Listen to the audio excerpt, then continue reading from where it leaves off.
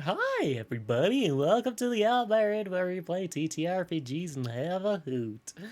I am Murray, your lawkeeper for the day, joined by these three. One of the others on holiday. I hope you're enjoying your holiday, Stitch. And the other has a really bad virus that's been going around for the past 3 years. You might have all heard of it. COVID! And he can't keep his eyes open. Poor lad, he's sleeping. So we're going to let him sleep and we're going to take this on. I wanted to say by the stretches, but I don't know what that means, so I'm not going to. Any announcements? Does anyone want to help me with the announcements? Anyone want to take it? Anyone? It's alright. I would like to help you with evidently they can't hear you. Really? Yeah. I can hear it fine on Twitch. Yeah, all the sound's going through. We can't hear me. I can hear myself. Yeah. Try unmuting. I'm unmuted. Everything's unmuted. Have you tried unplugging it and plugging it back in again? I'm going to say something. Have you tried Hello, IT. rebooting Have you tried Twitch? turning it off and then on again? Are you sure it's plugged in? Double up. Oh, Never JK. mind him. Never mind them. One big announcement. Yeah. We're about to make some friends today. Oh yeah. Well, I do need to talk about the t-shirt things. We are doing some t-shirt stuff. If we sell a certain amount of t-shirts, we will be doing a few things. For example, here, the Smython has somehow convinced us to do a belt strap Minecraft stream if we sell a certain amount of t-shirts. So we need to by the end of the year as well. So I think it's 20 we need to sell. And then if we do 100, Zelda 90 Studios and I are going to get together and we're going to write a book called The Birds and the Glorp Spheres, which is, yes, a Birds and the Bees book, helping you teach people how that works. But that'll happen if we sell 100 t-shirts by the end of the year. So, little goals, little stretchy things. Stretch goals, I guess, you could say. But also for us to have a reason for having a store. Because right now, I think we've just sold a sticker. That's it. Which is great. Thanks, Hans. We appreciate you. Other announcements are the SCP Foundation miniseries is coming up. Everything is good to go on that. I've even emailed and talked to them about it, and they've told me what we need to do and all that lovely stuff. So, we're good to go, peeps. October 7th at 7 p.m. MT. The SCP Foundation TTRPG will be making its way to our screens with the wonderful table of Inkfey, Cathras Chaos, Anima Rytak, Brando the Slime, and Vaughn. They're all going to be there doing these wonderful characters, and I'm excited for it because I know what's going on, and they're all sitting going, what's happening? It's great. I understand and I get that mentality, Nathan. Drinking all the same, even if it's disgusting. By the rules of growing up poor, it is unacceptable to throw it out. I'm sorry. Incredibly unacceptable. I will get at least 75% of this terrible new Coca-Cola down. I meant just give it to someone else. It's bad enough to where I would feel great regret if I gifted it to somebody else. If I pawned off this fiendish drink onto some poor unsuspecting soul. All right. That's kind of all my announcements. Another big push, actually, seeing as we do have a friend in a little need at this point. The Michael Howe Arts does take commissions, and they do have commissions open right now. And they could use a little extra, so if you have the ability to support them, do support them. There's been some lovely stuff that they've posted about in their community. So if you're part of that, you'll know about it. But if you have a little extra and you want a little piece of art just to have with you, Michael Howe Arts, he takes commissions. Go check him out. He's worth it. I mean, he did all our Campaign 1 art and designed our logo for us, so 100% would recommend. Do recommend. Actively. Shall we go make some friends now? Let's go make some friends. Let's go make some friends!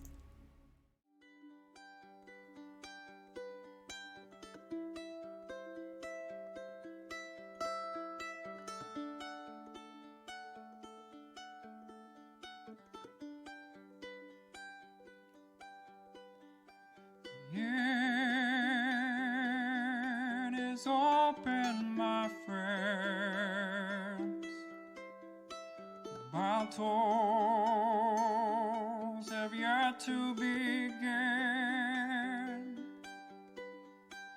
Laughter will be heard in gales and floods. But if not, at least there will be blood. The sorrow and loss may abound. We'll do our best to hold this hallowed ground.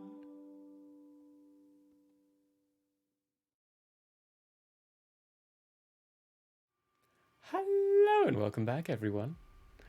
Wonderful little intro done. Thank you again to the Fiend Tales comic for curating those wonderful drawings, and as always, that guy, Peter, for the song itself.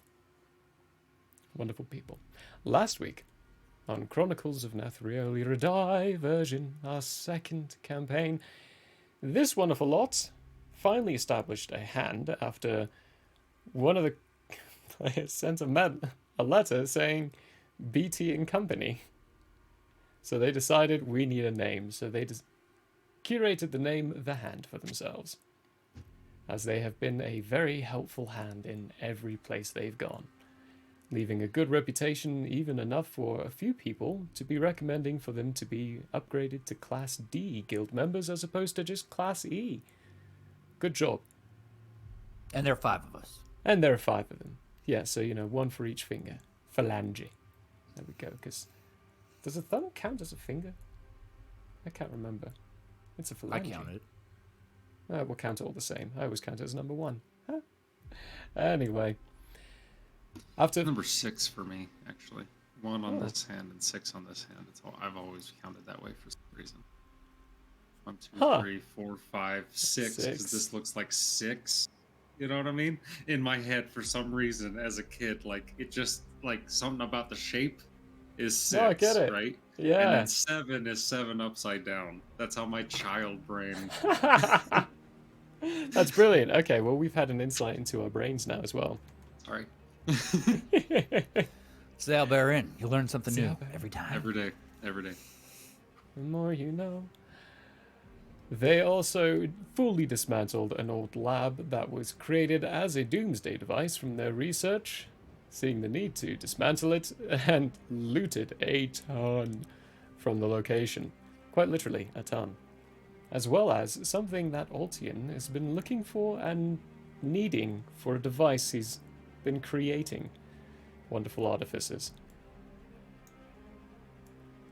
After concluding they would not look into the beastie problems of Vilt, they decided and ended up looking into the beastie problems of Vilt, finding themselves in front of the door of the Guild Children of Stone, speaking to the headmaster and convincing him to allow them through.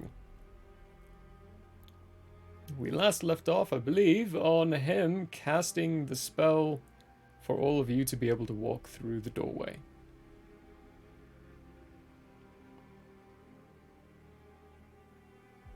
Kiefer I guess we walk Southland, through.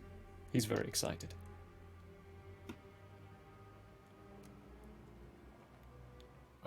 Walk through the doorway. Okay.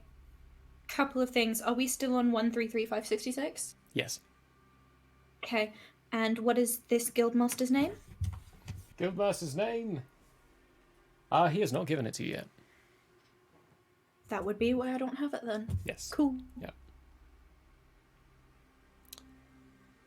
As you all walk through, You know what? This is a perfect time for me to be able to. It's getting a little closer to the end of the day. Let me take a look at a mappy here. Oh, that's the wrong one. I need my GM notes on this map. Here we go. Ah, now we're good. So I realized Iridai is the size of, roughly the size of the US. So there are different time zones in Iridai. So I had to time zone out the sections and the locations. Just to make sure I know things correctly. What have I done to this world? Just a quick note for those looking to be a DM. Don't do this. When half Create of the your own job world. is just It's being great. when half of the job is just being quiet and let 4 other people be jackasses, then you don't have to make time zones for your continent. I promise you don't. Anyway. As you walk through, you walk into... Oh, how best to describe it? A courtyard? It's not a building. No walking into any place. You're walking into a stone courtyard, and the sun's making its way down. I mean, you're later on in the day. It's BT would be able to tell it's closer to around that 5-6 o'clock time frame. There are people bustling about. It's a city. Stone streets, buildings. Some of them 2 stories, some of them smaller. A larger building that looks like it might be the administration location.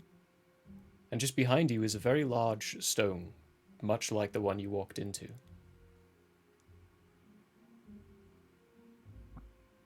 As you're taking in the scene of a genuine city in front of you, the Guildmaster, Justazan, says, "Welcome to Hindral. By rights, it is our guild home, as it's where we're from.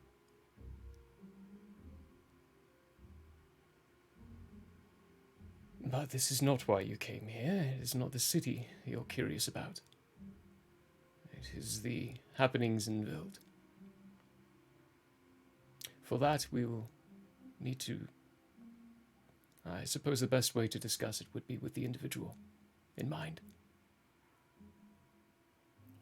Lead the way, good sir. Of course. He begins walking through, and you're seeing a wide variety of people. Teffy and actually Schnauzboop as well. Both of you go ahead and give me history checks. Because I'm seeing a lovely little prompt here in chat. For those of you who are new to the Albarian, we don't necessarily engage in person like vocally with chat. We will in chat, but that's also where the players like to put little hints of things for me to keep an eye on. Because, creating your own world, it's difficult. What's your checks? Okay, so that is 13 for Teffy. I was just asking for the spelling of it. Oh yeah, that's correct. Actually, you got it right. Okay, sick. Good job. 14. 14? History. For different Very reasons. quickly. Yeah, go for it. Sorry. So you might have said this, and I might be forgetting. This is all underground, correct? Or is it open? Good clarification. Alti and you kind of looking around, having walked into this with a thought of this is going to be underground. You look up, it's clear skies above you, a couple of clouds. For the other two, for different reasons, the word Hindral finally dawns. I mean, it's the second time you've heard one of them say it. But Hindral was one of the first cities to be destroyed during the Gene Wars. It's not supposed to exist anymore.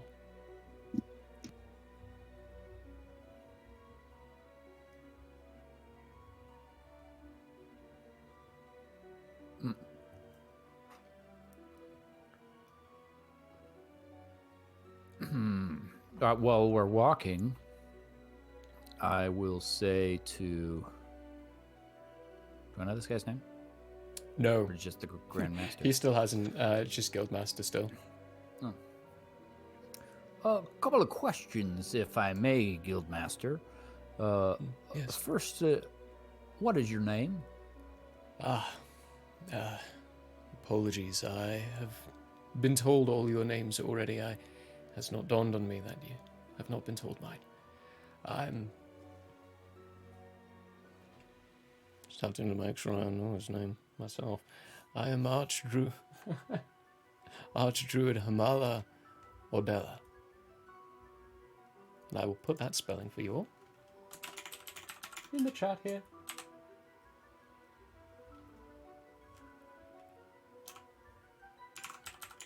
I mixed up dyslexia, the D and the L's of Oderla. It was supposed to be Olerda, but I'm sticking with Oderla. Not Strud Hamala Oderla. Oh, You may very just good. call me Hamala. Great to meet you. Second question. Is this the same Hindral that was supposed to have been destroyed? It is, yes. The history of Hindral is unfortunate in how we've become what we are today. During the beginnings of the Gene Wars, the way the scientists unleashed their experiments were through gases, many of which are still prevalent, that's the word I'm looking for, in the marshes and the swamps around. They still wander and float around, so you need to be careful. Ours was an effect in a different way. For prevalent, that's a new word. For us, well, to put it bluntly, we became the city. Perhaps a pit stop before reaching our destination would better explain it. We cannot fully explain it to you in words that would be easy to understand.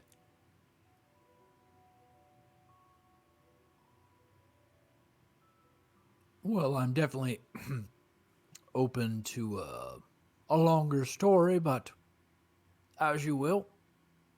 It will be along the way. To reiterate as well, I have never had to do this with anyone before. You will all be the first. Well, it is a great honor. I appreciate the trust that you have placed in us. We will soon see if it is trust well placed, but...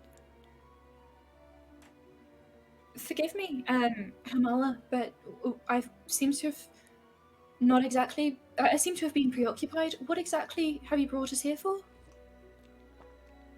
You were wondering about the creature that plagues Vilt. Okay. This is the place to understand what that is and why it is not of a concern. However, the mayor said you have been expressing a great amount of concern, even though you've been told it is all handled. It was deemed by the council a wise idea to inform you all, due to your prevalence of the nature and your affiliation with this individual here. Kiefer, who's still standing next to you all, just looking around very quietly in awe and gawking at everything he's seeing. I see many doors. Why didn't this work? An explanation that's perhaps good for Jared to explain to you as well. We are nearly there. I hope that answer was satisfactory to you, Tevi. Yeah, seems workable. The sooner we get to our destination, the sooner I assume we'll get some sort of explanation. So, lead on. Well, He is, you can tell, especially you, Ortian, with your passive insight, there is a level of concern, curiosity, and as soon as he says, "We are actually here," amusement. As he points at a building, a 2-story building. And it very openly starts saying, "Hello, Jared, how are you?" Then the frames of the windows at the top curve downwards, and the door begins to move, open, and then close, as you hear someone start speaking. "Oh, I'm doing great, just doing dandy, doing well, thanks. How are you today, Archdruid? I haven't seen you around in a while. It's a pleasure to have you here again."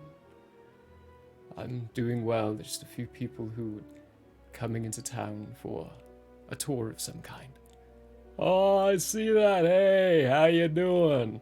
The building itself kind of leans forward a bit, and these windows focus down on you all.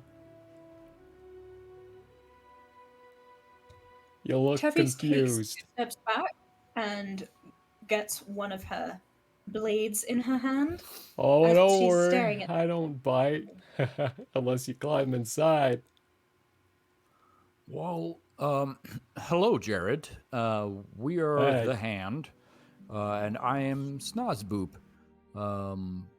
It's a pleasure to make your very strange acquaintance. Yeah. Very, very good, isn't it? It's fun. It's not. I'm stuck here for all eternity from what I know. Would you like to tell us why that is? Alright, yeah. I imagine that's probably why you brought them here. It would, yes. It's easier to come from someone who's, well. Yeah, I know. I get it. Okay, so, story time. Alright, so I'm Jared. Before the Gene Wars started, I was just a nice little general storekeeper. This is my store. I now embody it. I was inside one of those lovely fateful days, windows open, and this gas starts flowing in. Next thing I know, I'm melting into the floors of my own building and becoming it. Now, I am my store. It's a little amusing, or in some ways, like I know what exactly my inventory is, for example. I can also do some minor creating on the inside. You give me the materials, I can put it together. But I don't have any arms or legs anymore, so I can't move around. I'm stuck as this building in this spot.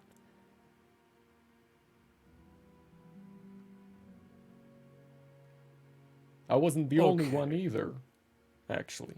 Many of the people here who were alive during the time ended up becoming aspects of the city itself. Oh, and don't piss off the city. It'll eat you if you do. He's not actually kidding about that. It will. Every day outside of Zellum keeps getting weirder and weirder.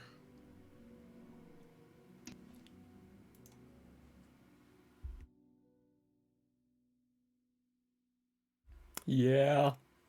Those gene gases, they do some stuff to you. Gotta be careful of them.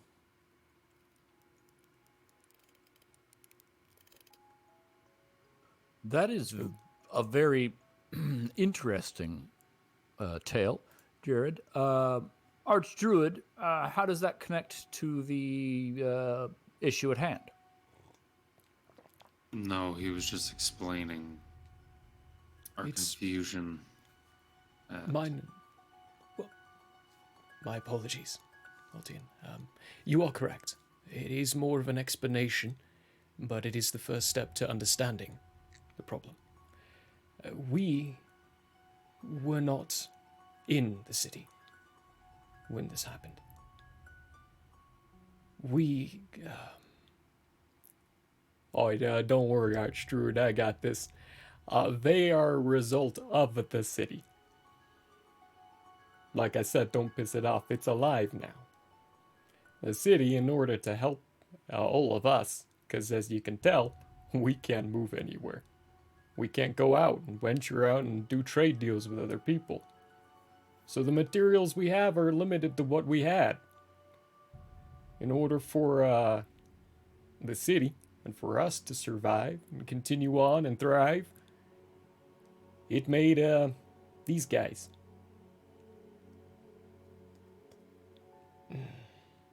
It's not a perfect art. But yes, we were created to help Hindral.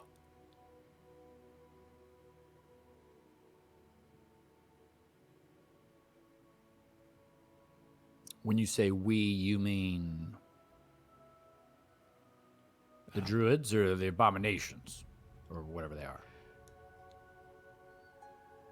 The druids are the abominations. Oh. We started off as something else and have been molded to be more accurate. The design is not perfect. And it has its drawbacks. Seem pretty normal. I am, for the most part, yes. This, however, he gestures at his armor, where you can see that of those vines moving around. They help me keep control of this form. Otherwise, I would be more of a blethering mass of flesh.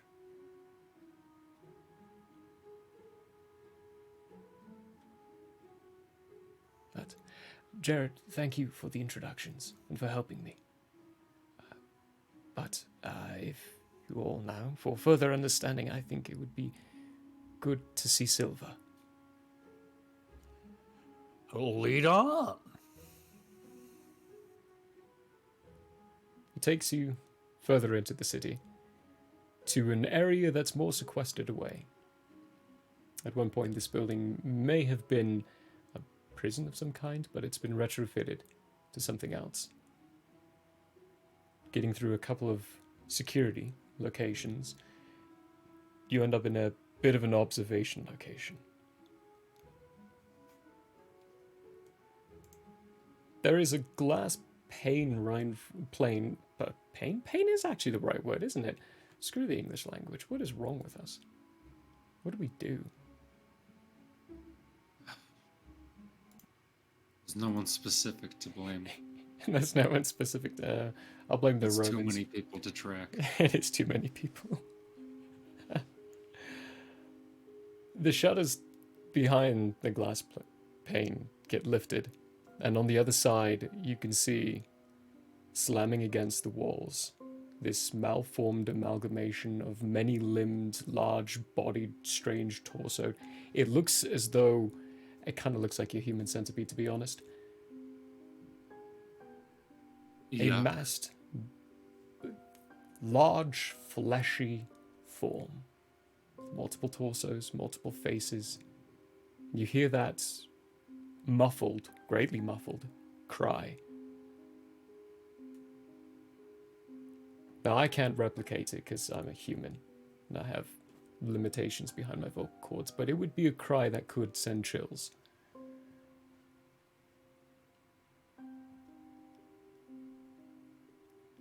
Normally, the purge helps. It was the reason why we ended up going to Vilt and making the deal with the lumberyards. When we purge ourselves into the ground, it releases the energies that result in this. However, recently it's been different. The purges are getting harder to do. And it's not because the land is not rich in its soil. There's something else dabbling and changing. Well, we haven't put our fingers on it yet. That I must insist as being a guild action. If you all would like to maintain a relationship and stay up to date, I will do so, but I must request that you do not dabble inside these affairs. If we need help, we will come to you. Oh, very well.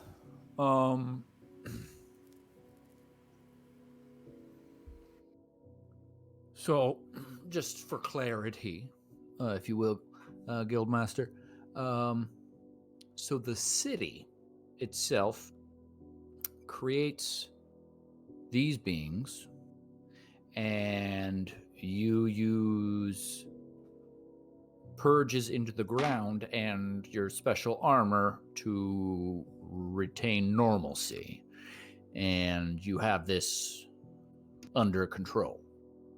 Is that Yes. right? We have procedures that if any of us lose control of our normalized forms, for you, Altian, there was a little discomfort behind saying the word normalized form. Would like to assess if he is lying. Go for it. Yeah, give me an insight check. I'll finish what he's saying as well while you're rolling that. So hold on to them. 19. 19. Ooh, okay. I'll finish what he's saying, then I'll tell you what that result was. The abominations, as we are called, do not disturb the city. And the mayor is aware of it, and so is the guard. Information is limited for now. However, we are loosening on that as time goes by. I'm sure you understand the common folk would not see us as normal. For you, for your 19, Schnauzbub, normalcy, it pains him because the state he's in is not his normal state. The state you're seeing on the other side of the pane of glass, though, that is their normal state. Mm-hmm. So what you deem as normalcy is not his version of normalcy. He's not lying on anything he says. He's telling the truth. He really does think it's under control. And when he said he'll contact you, he meant that.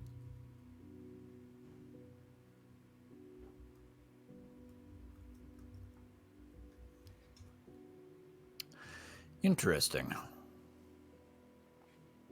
Altian, I assume you have questions. Not questions, not really.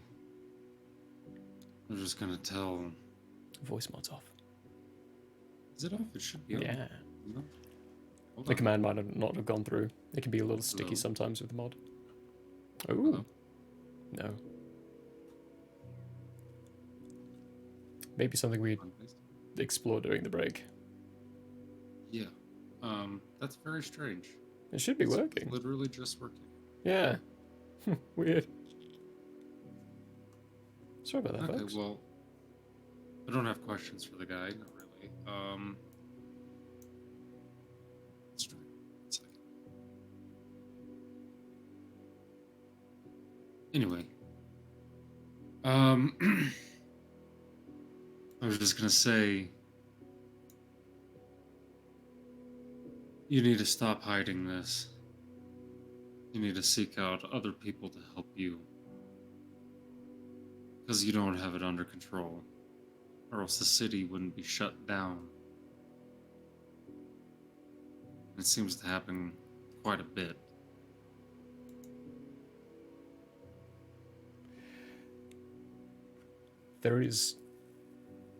You're in a closed off room, but all of you will feel a breeze coming from behind Altian, being pushed towards the Archdruid. Altian, go ahead and give me a persuasion check at advantage.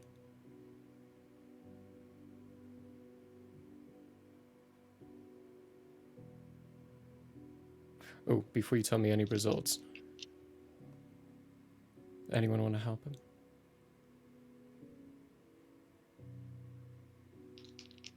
How do you do so, Taffy?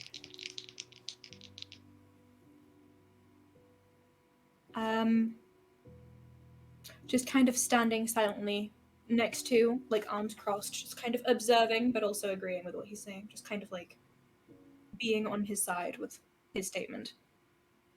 Nodding along with it. All right, is it working now? No, still not. You are not punchy. A Snozboop will do a little. Do you believe in friendship? As close to his ear hole as he can get. It's a D6, right? Yes. Yeah, it's a D6. Perfect. I had yourself a D6. 18. 18. I'm gonna The breeze visibly shifting some of his hair as well. I have not agreed with that statement for my entire existence. But lately I have been finding... Ooh, I just think I just heard it pop on. Yeah, I think so. Yeah, it's back. Was Nice. it? So was it when it was working before, and then it stopped working? I think so?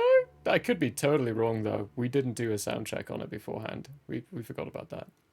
So, could have just been broke the whole time, not realizing. Sorry, guys. That's all right. Anyway, continue. We solved it. Yep. But it's not just you who's been saying that lately. It's the city itself.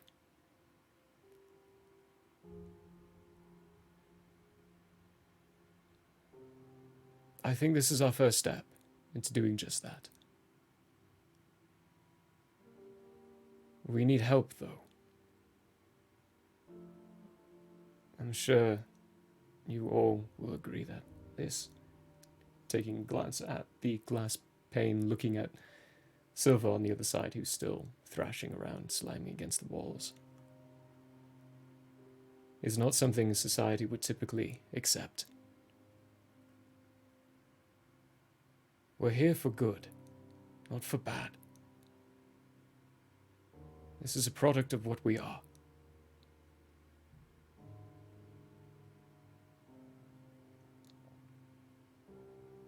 And you need to explain that to everybody.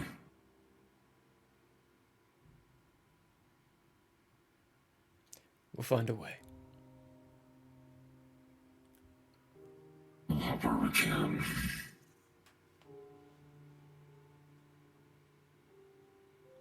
Your guild is formed by a very well-known man.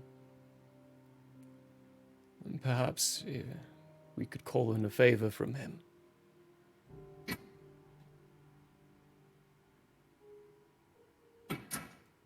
Yeah, maybe. I don't see why not. It's certainly worth a try. He seems a very accommodating sort.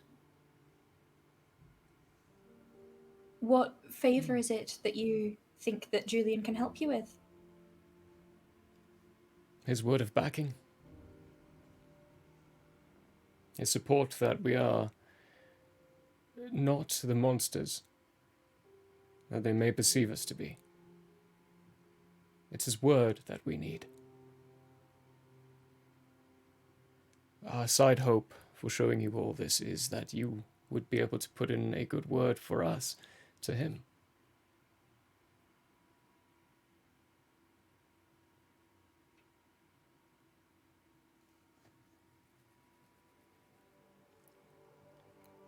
I look back at the rest of the hand, as it were. Well, seems a simple request we can pass along. Is there anything that the hand can assist you with more imminently? Not imminently. But should we come across something, we will be sure to let you know.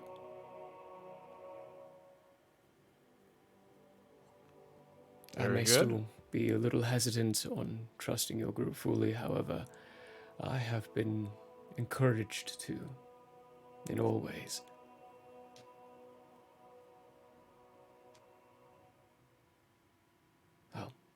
You are more than welcome to stay here in Hindral for the night. Or we can send you back home.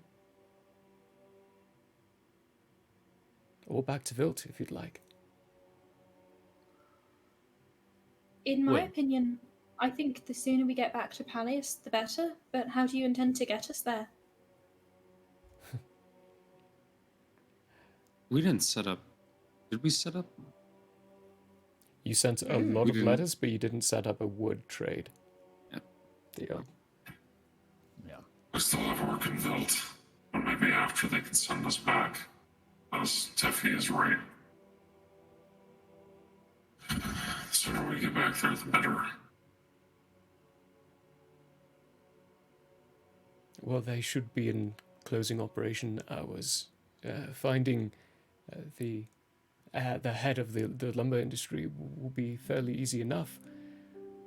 We should be able to actually accomplish that in the same day. Okay, Same then. solar. Excuse me. So even You I can have always just difficulties. give up. I'm never going to give up because it's important. It's important to have the differentiation. It's very important. Actually. Actually, he pushes up his glasses. All right.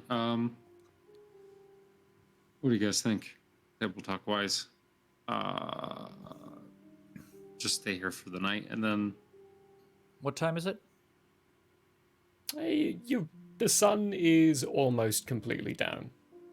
Oh, yeah, got our sleepy time on. Too easy. Get your sleep time on. Yeah.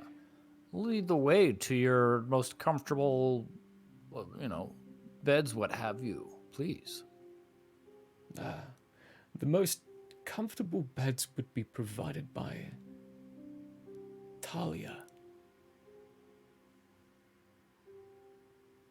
You can spell that however you'd like. I'll take you to her. After a brief gaunt and walk, you were led, nice, that's how you spell it, to another building that begins to speak to you all.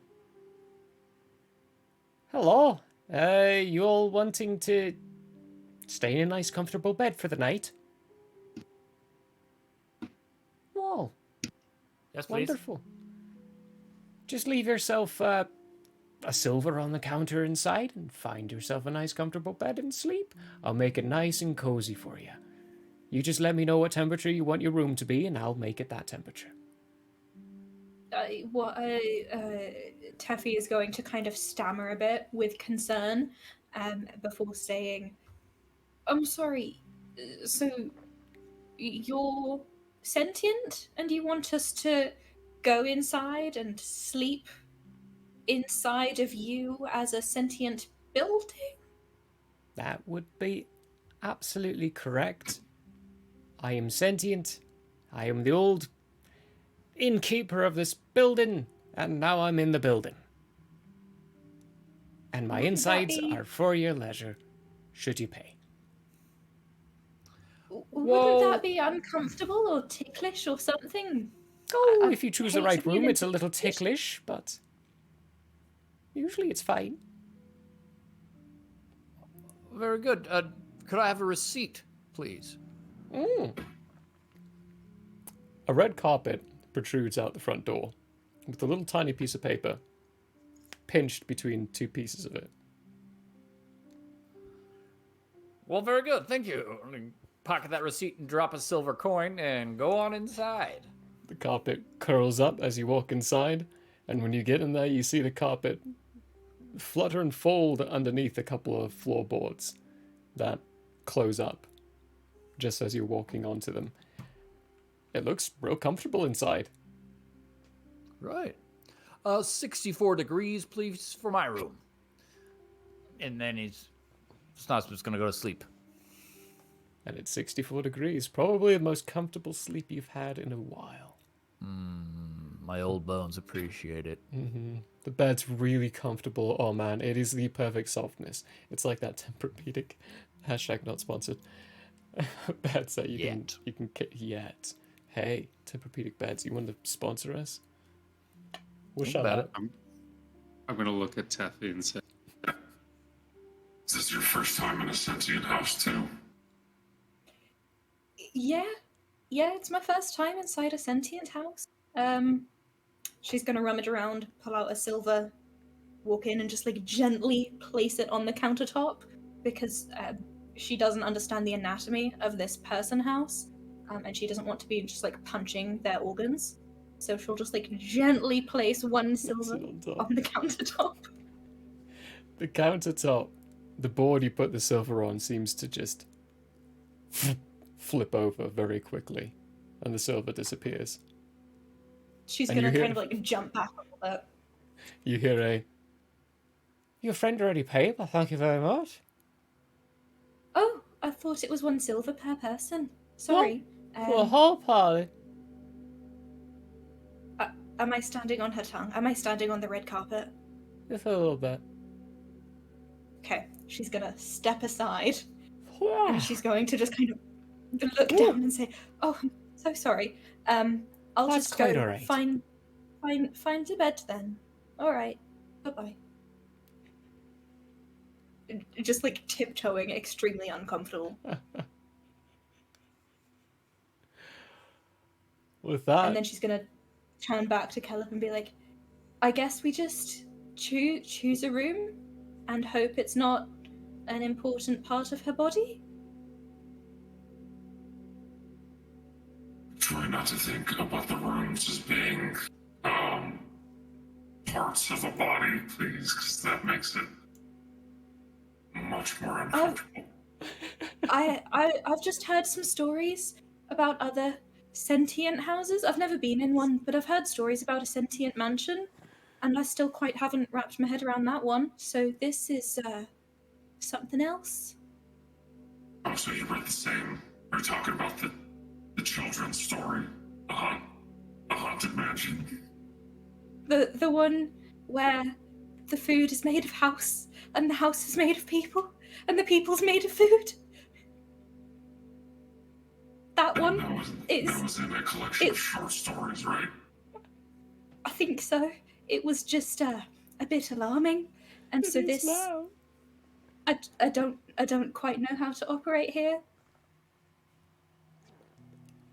I think we'll be okay.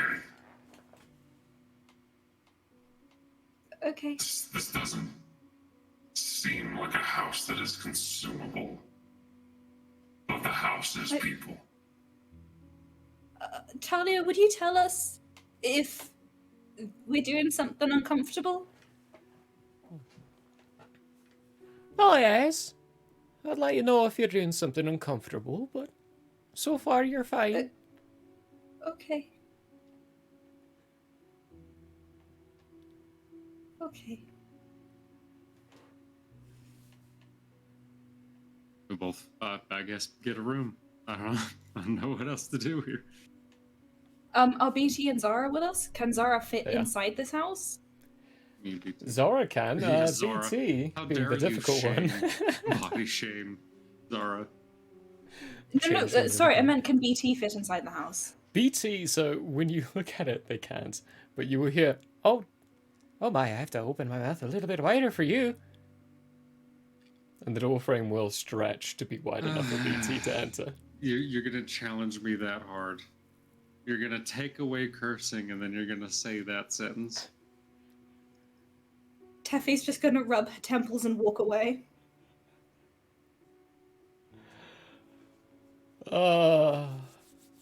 Hey, you all take some of my names and really tear the mickey out of them. I have to do this sometimes as a little vengeance. You all can gather and take a nice long rest in this sentient house. And yes, Monster House is definitely a huge influence to the creation of the city of Hindral. I was also thinking about the haunted house that's in the Dark Tower series by Stephen King. It chases down Jake Chambers and almost eats him before they're able to unlock the door between worlds and pull him. Anyway. I'm And just that one having did come to mind as flashbacks well. to Marcus's mansion as well, Mm-hmm. because that just still doesn't make any sense. It's technically the same thing with these ones too, but a little different. With Marcus's house, it was literally using itself as stuff. With these ones, you have to provide it with something first for it to be able to give you something back. So it's not making it But, out of itself. It's making it out of raw materials, but magically altering those raw materials to be what you need it to be. They're not making things out of themselves, though. Okay, do they have, like, servants who are made out of house? No. Oh, thank Also God. different. Okay. Also different. They don't have servants that are made out of house in here. No, That's another here's good the question. If the servants are made out of house and the house is made out of people, then technically, right, the servants are just people. Mm-hmm. You know, They are. if we just cut out the middleman. I still hold Marcus's mansion as one of my favorite mansions I've ever created because it has confused people so much, but has genuinely just such a simplistic explanation. No, I fully understand, but conceptually, I love the idea of how horrifying that would be in reality. Yeah, me too. To find that out after months of eating there. Uh-huh. It's wonderful. The boys Morning here. time comes by. Yeah, you got the potato wedge in the background there. Wonderful Sergeant. Hey, hi, Sergeant. You gonna yawn for us again? Speak, dog. Speak. Aww, he's so cute. Anyway. Morning time comes by. Himala comes around. We'll gather you up. Talia will have a nice, fresh, cooked breakfast that is delivered to you all by nightstand. Just the nightstand kind of wobbles its way up to your bed with this plate of delicious food on top. You are reassured that it is not made of house. These are materials that were brought into the house and then cooked by Talia and then given to you. But you will be escorted back to that giant stone. The spell will be cast on you again. You can walk through and find the lumberyard guy. Now, you have all already done a trade deal, so we don't have to go into the nitty-gritty detail of you all going and talking to this guy and trying to hassle him down. Instead, what we can do, unless you would like to go through... Definitely would hassle him down. Yes, which I have designed into this mechanic. So we can either go into... Now, this isn't going to be for everything. This is going to be more for like your ore trades, your fish trades, like the big major goods of cities. Vilt, lumber is the major good. It has other things it can provide for Pallius, but those are ones you'll have to go in through the nitty-gritty trade dealing and finding the individuals to do that and talking to them, the RP of it. With the major goods, I'm not going to require that. We can do this in a general sense of who is going to head up this trade deal and who is going to aid, if any. Special aid. Snosboop will head up the trade deal. The name of this individual is Quartermaster Barnalun. And I will put that spelling in there for you all.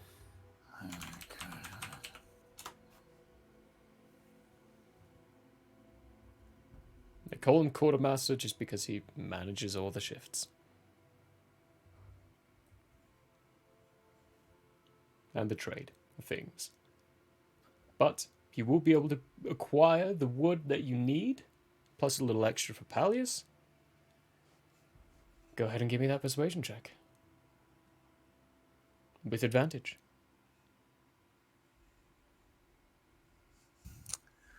Well, don't mind if I do. Don't mind if I do. Do you believe in friendship? Sorry. Well said. I do inspire myself. That was as magnificent. well. No, Good. you took. I gave you inspiration. What are you talking about? Oh, splendid. I love it. Okay, that's was unnecessary. Was unnecessary. That's a 30. Ooh. I want that wood for free. Now, I have said this in the past. Half off. Inside Half wood. the GM guide, or the DM guide, they openly say a 30 is a godlike check. Like, you should be looking at deities. We're level 4 people, and they're giving me roles like this. They know how to create the characters now, and I'm so proud of them. It's amazing. I love it so much. Yeah, you get yourself a nice, lovely little discount. And that, Schnozzboop, I'm going to leave you to keep track of this. You have a Pallius point. Pallius points. Pallius points. What are those? Oh my, it's the first time I've told you about these. Pallius points are the way you can upgrade Pallius, the city that you are based out of. You have acquired 2 major trade deals for them. Acquiring more will release more Pallius points. The more Pallius points you acquire and you build through the campaign, the bigger your home city is, and the more discounted prices you will be getting these higher up tier equipments on. So investing in your city, while not necessary, will get you something like, when you're looking in the future, if you're looking to spend 20,000 gold, well, if you get a good enough amount of Pallius points, you could be actually only looking at spending 10,000 gold. There's Are benefits. these Pallius points individually awarded or So as a to whole, the group? As a whole, however, wonderful Schnorzboot, being the person who's heading this one up, is the one I'm deeming as responsible for keeping track of these. You can all Cool. keep track of them if you like, but I will always lean A towards heavy the wonderful responsibility for these old, frail shoulders, but I think you can handle it. I believe in you. Very good. Well, in that case, once I have done excellent deals with the local woodsman, if we go back to the guild, did we get the sense that they could bring our cart and this big metal cube with? So, hopping back into RP for this bit, because Himala would join you for the negotiations. He would be essentially giving an aiding presence by just kind of backing you up and being with you all and introducing you. He would then further explain, I can get you back to Pallius, this solar. However, I would not be able to bring your mare and cart with. Well, that is a no-go. Phyllis is integral to the hand. You could say she's the palm.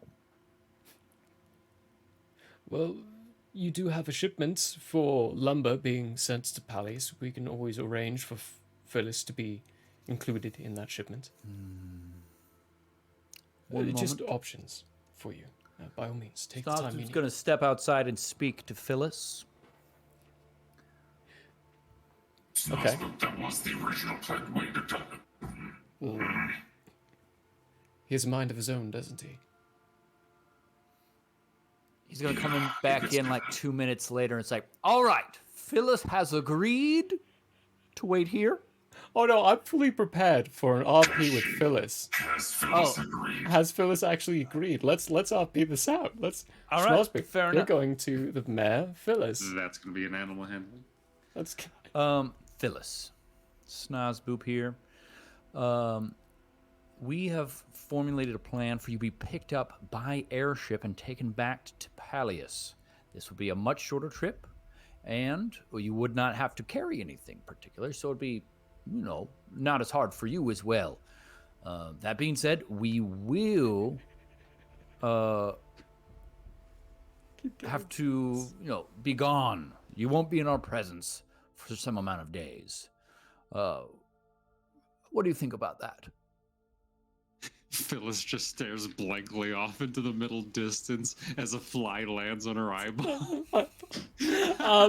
So, Sorry, no. Schnorzboop, go ahead and give me an animal handling check, but at advantage, because this whole time you have been the one dealing with Phyllis. So you are a handler she is familiar with at this point. That's a cool 19. Cool 19. Oh, Phyllis, you kind of petting the schnout while telling her this in a very calming manner. Gives you a like nudges your nose with her nose. A nice That's little a good affirmation. Phyllis. Good Phyllis. He's gonna take one of the many rations from the cart and feed her one. Oh, she will eat it. Phyllis is now a meat eater. Nice. Nice. And so then after that conversation, he goes back and says, I've spoken to Phyllis, and she has agreed to await the shipment while we go on ahead. Very Thank good. you We for will- the offer. But of course, what you are providing for us is greater than what many could ask. Altian, the concern that you share is a concern of ours as well. Which is why we need an external help.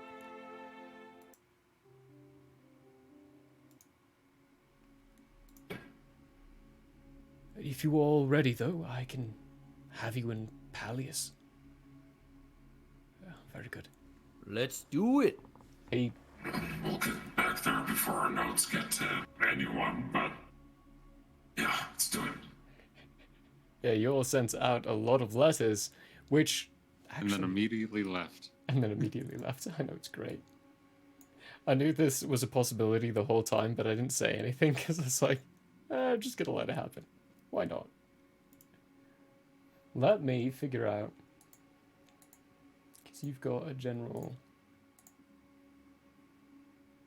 Oh yeah, you'll be making it way before your letter makes it back to Pallius Altian.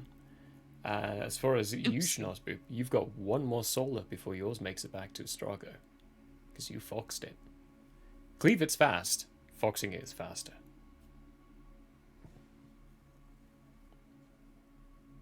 But he takes you outside of the city. To the section of forest that has been growing the longest. And he takes you to the biggest tree you can see. The doorway will only last 6 seconds, so when I open it, you'll need to run through as quickly as possible. Good Excuse me, knowledge to actually. have. He doesn't say the word I. We will only be able to open it for 60 seconds. For 6 seconds. This whole time, he's never used the word I, me, at all. It's always been we and us. Should always be that.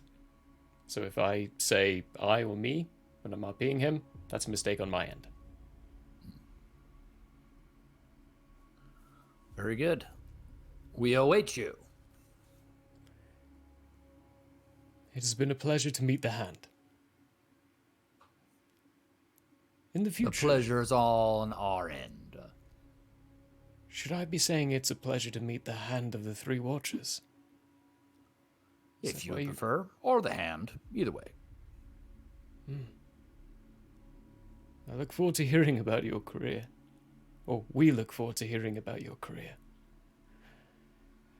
And we look forward to seeing you again.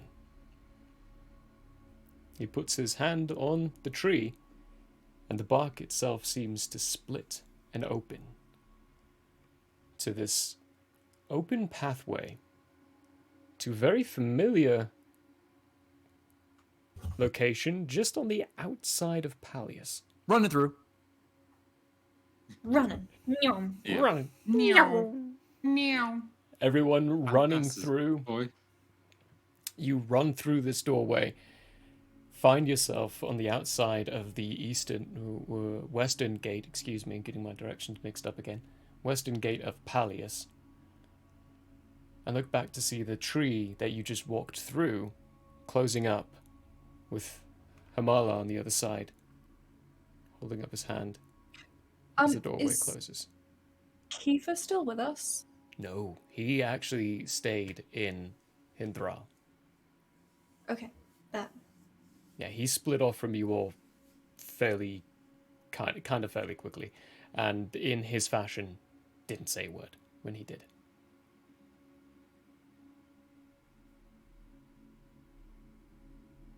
And we're on the western gate of Pallius? Western Gate, yep.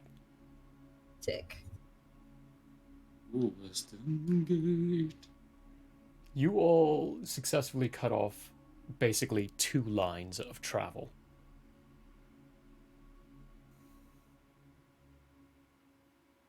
You should never give us the option. I will always give you the option, but the rolls are what decide it. If you didn't succeed on like certain persuasion rolls, this wouldn't have been an option. Oh, we're gonna succeed. Oh, you're gonna succeed. You've catered your characters this time to be a talkie-talkie group. It's great. I love it. So we are back in Pallius.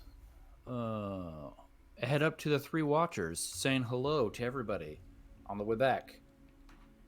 I'm on the Comes way to up the there. gate. You go through. People recognize the guild emblem.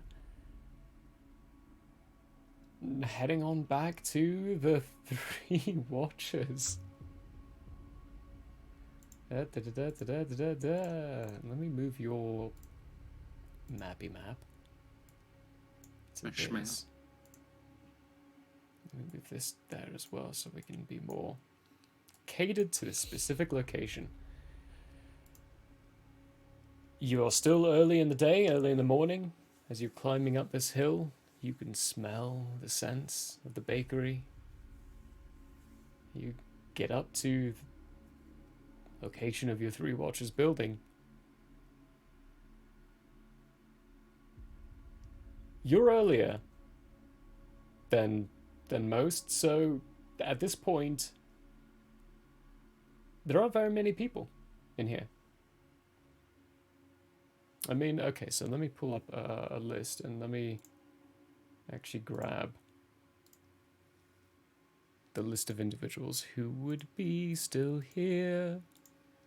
You know, I try to save my computer's CPU as much as possible.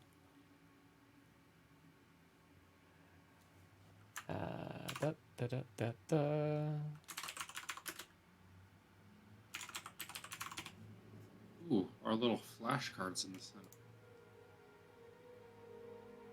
Is it? Oh yeah, Stream. they are. While I'm doing this, someone want to talk about monolithic miniatures? Heck yeah. Monolithic miniatures. Is a friend of ours. Does all kinds of miniature work, from dragons to newly hatched owlbears, as the description says. All kinds of other stuff, actually, than that. Check out the website. In fact, come with me as I check out the website. Let it load. Let's name off some stuff real quick. Do it. Oh, I got Tiamat here, the Dragon Queen, of course. Mounted Cursed Captain. That is a pirate-like character on the back of a zombie great white, it looks like. Let's see. Got a crocodile warrior down here. And all Iron these figures Drake are scalable. tank. Yeah. They're so cool. They're scalable. They are big. I usually have one over there. However, I have given that to the Von so that they can do the painting of it. Because that was my intention the whole time, to get Vaughn to paint it. And we had an opportunity that gave them the availability to do it. More on them. You'll see a nice little ad for them during our break time as well. But I am good on my documents now. Thank you, Ethan, for taking that where you did. Inside, there is a grand total of...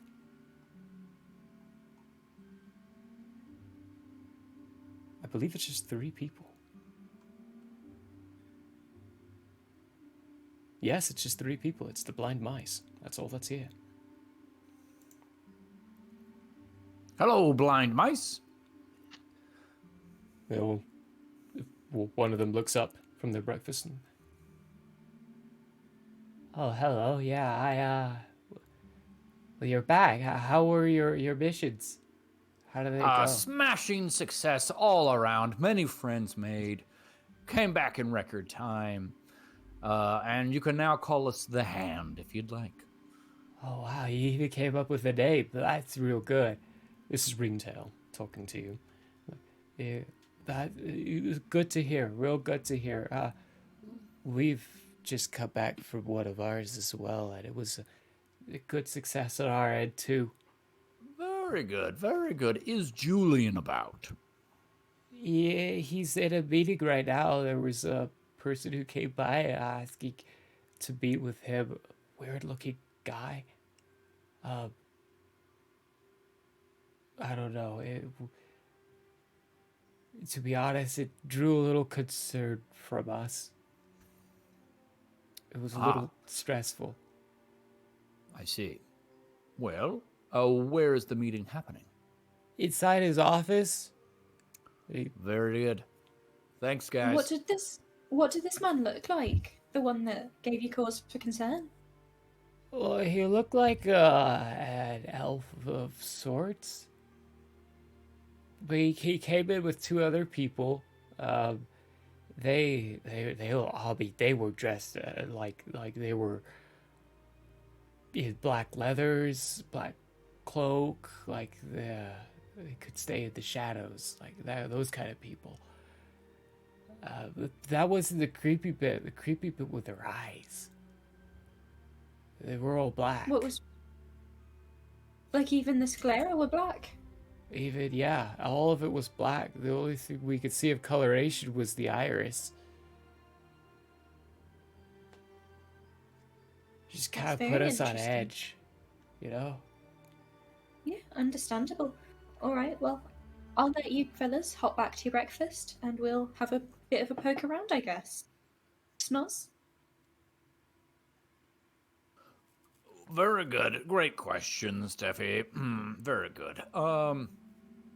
Want to go to the office and do a little rat-a-tat-tat on the door. I'm standing in such a position to where I'm not immediately visible if this door opens. Okay. For just in case. You give a good old rat-a-tat-tat on the door. After a moment, the door opens. And just on the inside, on the other side of the counter, you can see Julian looking at the door. His very normally large elven form. Oh, the Hand. Well, not the Hand, actually. He doesn't know you've been called that yet. You've gone by that name yet? No. Strangely, just the people I would prefer to be seeing right now. Please, Snozbook, come in. Perfect. Oh, very good, sir. Snozbook comes in. Is the rest of your group with you? Oh, yes. Would you like them as well? Everyone, if possible. Oh. The Hand assemble. The Hand? I'm gonna do a general vibe check on that room real quick if I can. Give me an insight check. Now, with your passive insight, you are going to get something as you're walking into it, if you're walking into it. But doing a check will get you extra if you succeed. A 21. Anyone else want to join? Yeah. Let's do a vibe check. Teffy's probably not going to get it because she's not good at vibe checks. No. And what exactly is the vibe check? Is that an insight, a perception? Insight check. It'll be insight. Okay. That's a 3. That's a 3? All right. What's your That's passives? a 3. I don't have these Not written down. good. Well, 11. They are written. 11. What's yours, Schnozbabe? Passive insight. Passive insight is 14. 14? Okay. Yeah, okay. These are two... They would be considered too high level of people for 14 to even get something from. But Altian, go ahead for the audience. What's your passive insight? Okay, well, technically, because we are flavoring my character, I Mhm. use my Mhm. intelligence for my passive insight, which makes it a what is that? Ding ding ding. That would be a 19. 19, the That's level my for passive. 19, which is just enough. 18 is where I would consider things to start. With a 21 active check, Julian's uncomfortable. As soon as you get sight of him, he's uncomfortable. And you can also tell as soon as he gets sight of you, you're the person he was really looking for. Cool, cool, cool, cool, cool, cool, cool, cool, cool, cool, cool, cool, cool. Just on the other side of this door, there is an individual who's sitting in a chair. And Schnosby, you being the first to enter in, I'll do this by your perspective from what you're seeing as you're walking in. The two corners immediately on either side of this door frame, there are two people standing, just quietly, observing the whole thing, looking back and forth. And you quickly see the disturbing factor. One of these people they both have pure black eyes. Even the whites that we are used to, those are black. Pupils black. The only part of it, the iris. One of them has a green iris, the other one has a purple iris. Altian, you would recognize the one with the purple iris. You've encountered her a few times now. The individual who's sitting at the chair, he has long black hair. He is dressed in a very formal attire, has multiple of these braided tassels over his left shoulder. There are 7 different colorations to them in total. And with history and familiarity with your backgrounds, Altian, you would get this. Teffy, you would get this because Vasuth is very militarized at this point. Schnosboop, you would also get it because, heck, even the states of Optula are very militarized. These tassels are military ranking. The more, the higher up of a rank you are. He even has these other emblems on this uniform. And as he turns to face you all, you see his eyes are pure black with this silver iris. It's quite jagged. The other ones are perfect circle. His are jagged. And he turns with a smile on his face and... Ah, what wonderful timing. We were just talking about you all. Oh. Only the best things, I'm sure. Interesting, because I wasn't thinking about you or talking about you whatsoever. Who are you and why do you know about us? Funny how that happens, isn't it? I am Paradaran Ileud. But you can call me by my first name. My first name is Ulia.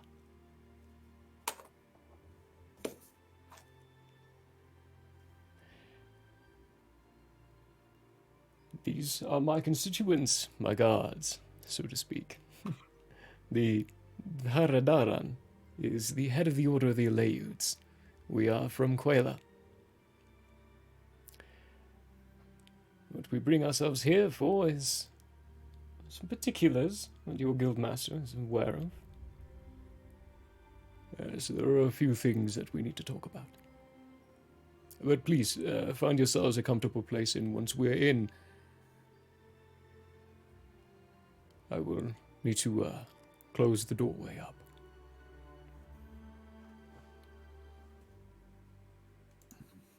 Now, very quickly, is there a window in this room?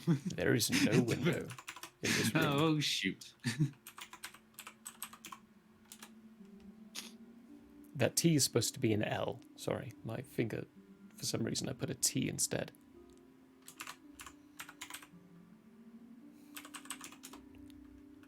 The Turadaran sounds like a purr, but it's not actually formed as a purr. You would get the sense he's speaking a different language, but you're not sure what language he's speaking when he says that. So for spelling-wise, I actually, as a lawkeeper, I'm going to make the active decision not to give you a spelling for that. You can spell it however you would like. That is to exemplify the fact that this language they're speaking cannot actually be adequately translated into common.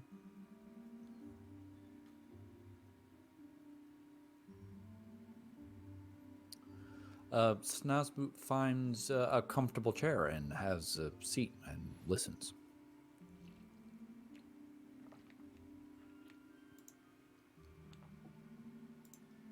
And listens.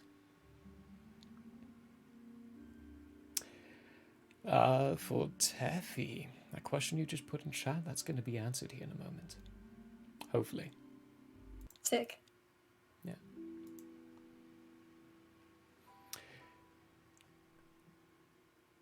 As I have said, I am part of the Leud Order who is from Quela. Now, you might be questioning, why is Quela here inside this office speaking to Julian? I was wondering that myself when you first walked in. There are a few reports that have been coming out recently, and Grantina is one of the locations we spend most of our time. We understand there's a lot of diplomatic reasons as to concerns for doing business with them. However, there are also reasons why we would like to.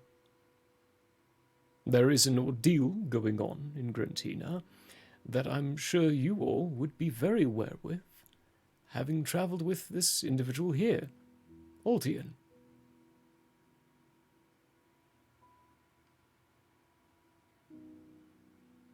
But if you are not aware of them, I would be more than happy to detail them out for you. Why don't you tell us what you know, and we can see if that lines up with our experiences? A wise one, Julian, you know how to choose them. She came to me. Well then, you attract the right crowd. A few lunas back, about 2 at this point, an assault was dealt inside Zalem, one of the factories and research locations of one of the corporations within Grantina. It resulted in a lot of collateral damage. Our resources tell us that your very own Altian here was the one responsible for it. Are we correct so far? So far. Continuing on. Very obviously, Altian has been traveling with you all for a while, so you might be questioning why further reports of more attacks from an individual named Altian are coming out of Aleud. That's what we're questioning. And that's why we're here.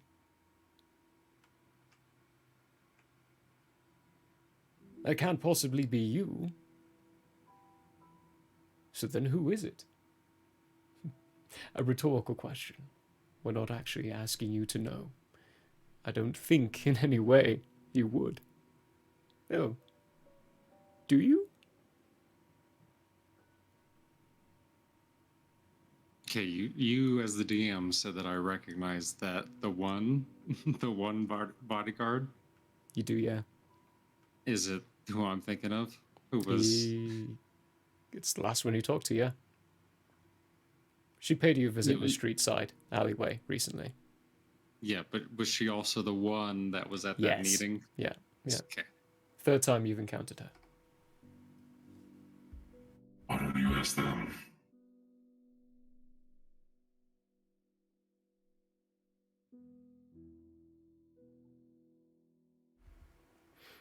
He just smiles at that. Why would I do that? I'm asking you. Because the person that sent me here had her as a bodyguard at the time. And then coincidentally, I leave. And more than one person takes on my name. Someone who's quick, agile, works in the dark, like I do. Their choice of targets is sloppy, indirect, unplanned. At least, against what my plans are. Well, if that's the case, then we have a dual situation of people being where they shouldn't be. Where have you been this whole time? By your side, where I'm supposed to be. Yes, you have. And that brings me to the point as to why I'm here. You all seem to be in the middle of it. So I would like to hire your group to figure this out. To travel to Grantina, seek out the group that is doing these deeds, and resolve the issue in whatever way you deem fit.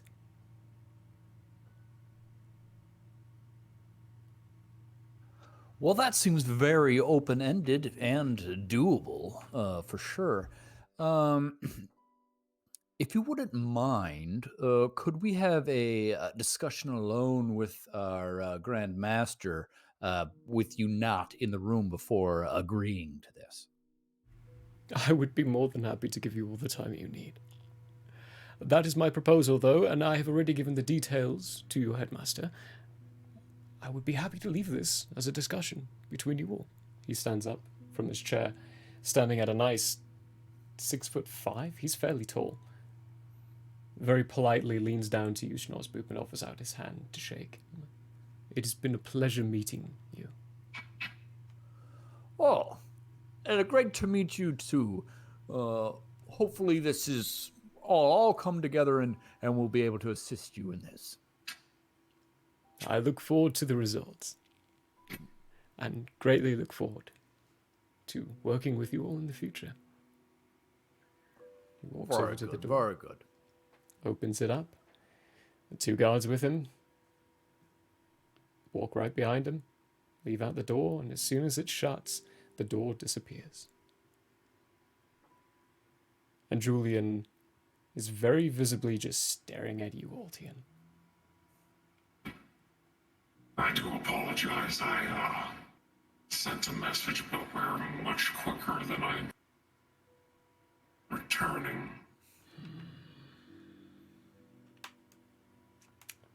That being said, the lie was necessary.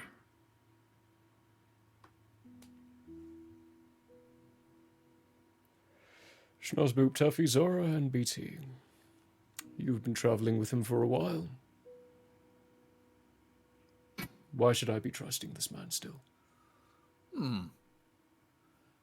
Ultian has been a good, if not, I will say, sometimes violent friend, and useful on all counts in every way. I would not have him be anything but other than a part of the hand. He's always acted with the party's best interests in mind, and not just that, he's actively been seeking to improve the quality of life for everyone in Pallius. Just because he gave us a wrong name at the start doesn't mean his actions are to be discounted. Zora will say in the background as well. The orphans, he helped with those too.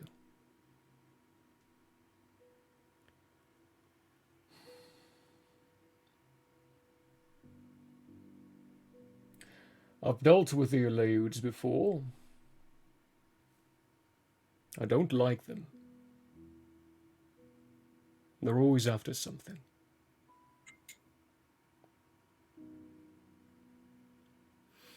This one is the head of his order. To say no to him would be to condemn the reputation of our guild. He will see to it that we are destroyed. He may be playing nice right now, but do not trust that face. A few of their order I don't. are trustable. This one, though. They're after something. The problem is I don't know what. Altian, what do you take of the situation? You're the one being thrown into the middle of it, and the one causing it, if I'm being honest. I think we're all getting played. I just don't know by who yet. You just met by who? Are you sure that he's the only one, is the question. I have a wide network connected inside multiple continents. I'm as positive as I can be. Well, that statement does ring true. I cannot be fully positive. Something's going on. We've encountered a few things during our missions. The earthquakes that were being perpetrated by some sort of group seeking the destruction of Nathriel. They claimed to be not of our dimension. With that, They're trying to open up a portal to come in. And reportedly killing them is good for them somehow. They learn from death because they don't actually die. I think they're ported back to wherever they came from. And thus are stronger for it. It's complicated, but what you need to know is something else is happening. what do they look And, like you said, octopus faces. But also that one guy, he turned into some kind of big winged thingy. Skeletal.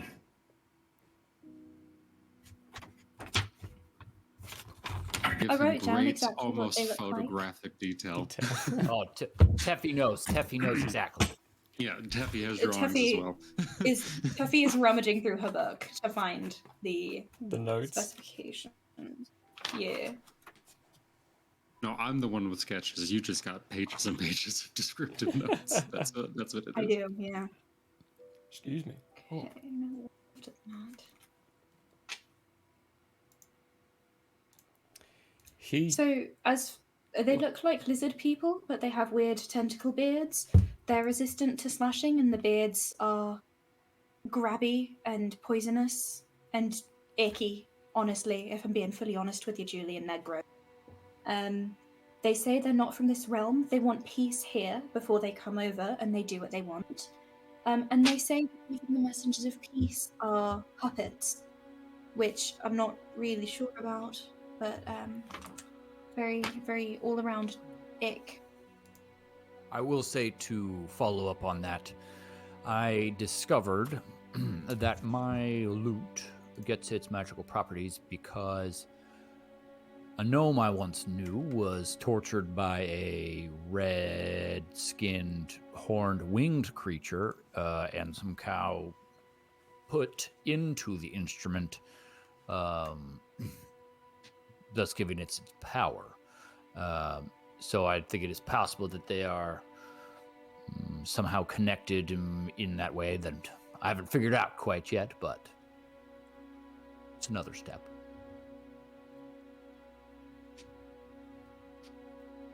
I'm going to prompt Altian and Schnosbib at this point to give me insight checks. Give me insight. Teffy, your class is just not high enough, unfortunately. No, that's understandable and valid. Yeah. That's going to be a natty 20 on the ooh-woo for 24. Ooh! Altian, what do we get? 22. 22. And you're welcome. Always and forever. Okay, so starting with the base information that Altian would get from this as well. As soon as you started talking about the subject, he started focusing in a different way. And he rummaged through his desk and pulled out a book of some other kind and started writing some details down. He's paying close attention to every word you say. The description you give Altian, he even writes all that down. Details everything out inside this notebook, which is halfway through. For you, Schnosboob, with your natural 20, a few of these descriptions, some of them, like the bony guy you described, he writes down a lot more detail for that one. When you started describing that red-skinned one, he flipped to a different page and is following along with text of something he already has written down. You get the idea that this might not be the first time he's hearing about things like this.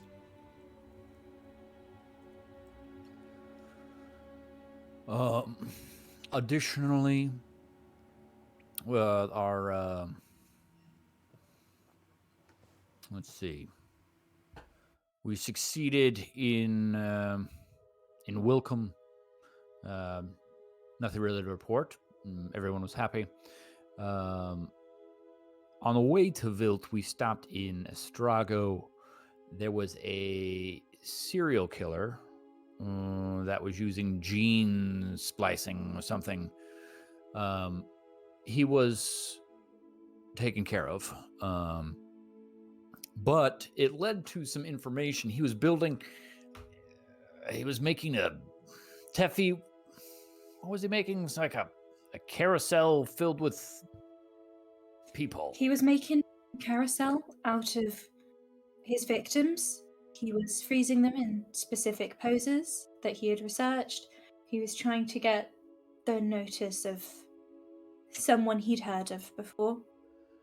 Which brings up another meeting that we had with a very interesting individual. Teffy's gonna do the hand at the throat motion of let's not. Why not? Snozboop is confused. Tuffy, you know Because I can Frank- see you doing that. Yeah, but there are some things that it's best if you're not aware of, because the more you think about them, the more likely they are to occur. Oh, And that you've is got a good lot on your point. plate already. That is a good point. Well, let's just say there is an individual that only appears if you think about them. And we met them. And you can't say no. And they brought us to their circus, which... Oh, yeah, we don't talk about that either. Forget about that part, sorry. And we played a two truths and a lie game. We met someone, and that's really all you need to know. It's inconsequential for the time being. If it becomes more of an issue, we'll circle back around. But the more you know, the more you think about him, the more he is to come up and Perhaps that's interfere. where we leave it then. Oh, yeah, very good, Let's very just- good. Next thing. Let's focus on the things more at hand. Right. Next thing, we went to Vilt, took care of that issue as we mentioned, but additionally, we spoke to the Grand Master of the Children of Stone, which that's an interesting situation there with their sort of abomination problem. What? So apparently, their city, so Vilt, that you go through a stone portal and you go to Hindral, which apparently is not destroyed, but the buildings are people, and the place itself is sort of When you alive. talk about Snozboop, the more out of your mind you sound. I think he needs to just talk to the Grand Master in order to learn this information. Right. Much Well, Yeah. more. the point of the Grand Master is requesting that you, as a prominent figure, basically they want to feel free to speak to the world about their sort of abomination issue, but they don't want people to murder them / hate them, and they want you to back them up. Probably best if you reach What your out. help is Yeah. short of it. So, the Guildmaster, Archdruid Hamala Odela, he asked if you would get in contact and also back him with your word about his guild being overall a non-issue, despite how they may be perceived. So that's all that we can really say about that. For more details, I suggest you call 1-800. He, at this point, closes his book. In all my time, doing all I have, dealing with guild work, organizing and helping other groups, Never had a group as prolifically active as you. In a You've good done way. a lot. Oh, in a very good way, yes. You've done a whole lot. More than I can truthfully keep track of at this time. I suggest... Excuse me while I furiously itch my ear. What you have done is incredible. I will be looking into seeing if we can get you to D-class as soon as possible, especially if you want to take on this. Oh, that reminds me. Vilt people, mayors, and the Grandmaster wanted to send a reference along that we go to D-class immediately. Good. I will use that as an argument to the Guild Council. Oh.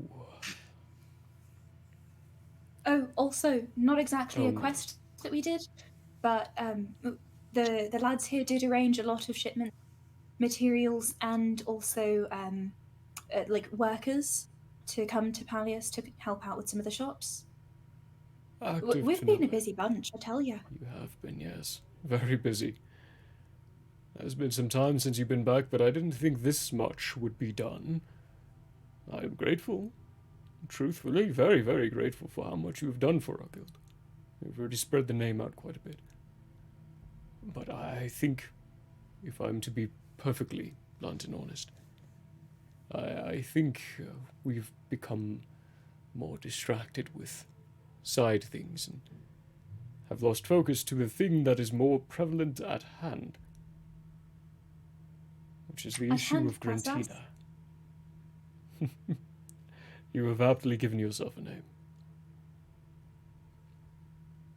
Bringing it to context, though. The Aleut outside is offering a contract of 10,000 to find, solve, and figure out who is behind these deals and who is claiming Altian's name while not being Altian. It's a vehicle. It is something that I have to do. If it's something you have to do, then it is a contract you have to take. Do you have any additional information on this, Julian? Whatever he tells you, expect him to be hiding something. Ah, He's a military man, of course.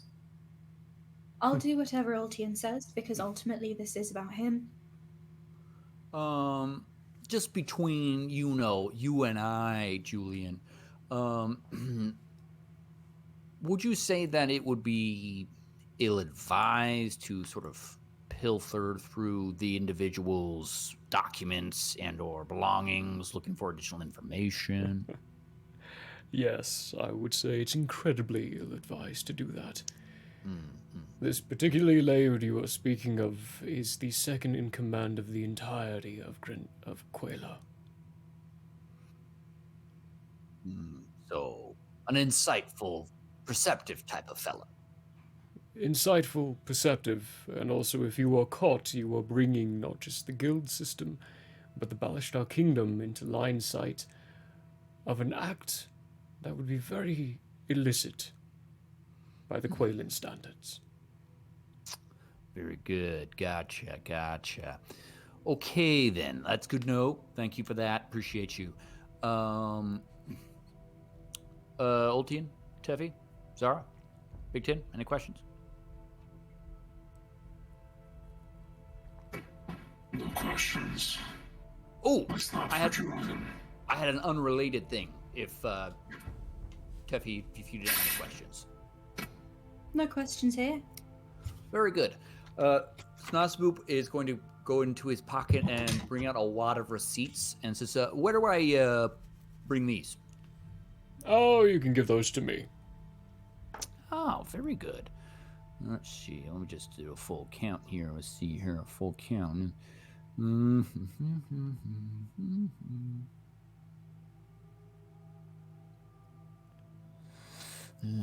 Let's see. This one seems to be wet. And 6 copper. Murray, just a quick question. When you said that Aleuds are offering a 10,000 Force. contract, that's 10,000 gold points? The 10,000 gold, yeah. Cool, thanks. A lot of money. 12. 16. And Quayla is another continent, yeah? Yes. Yeah. Whole other continent.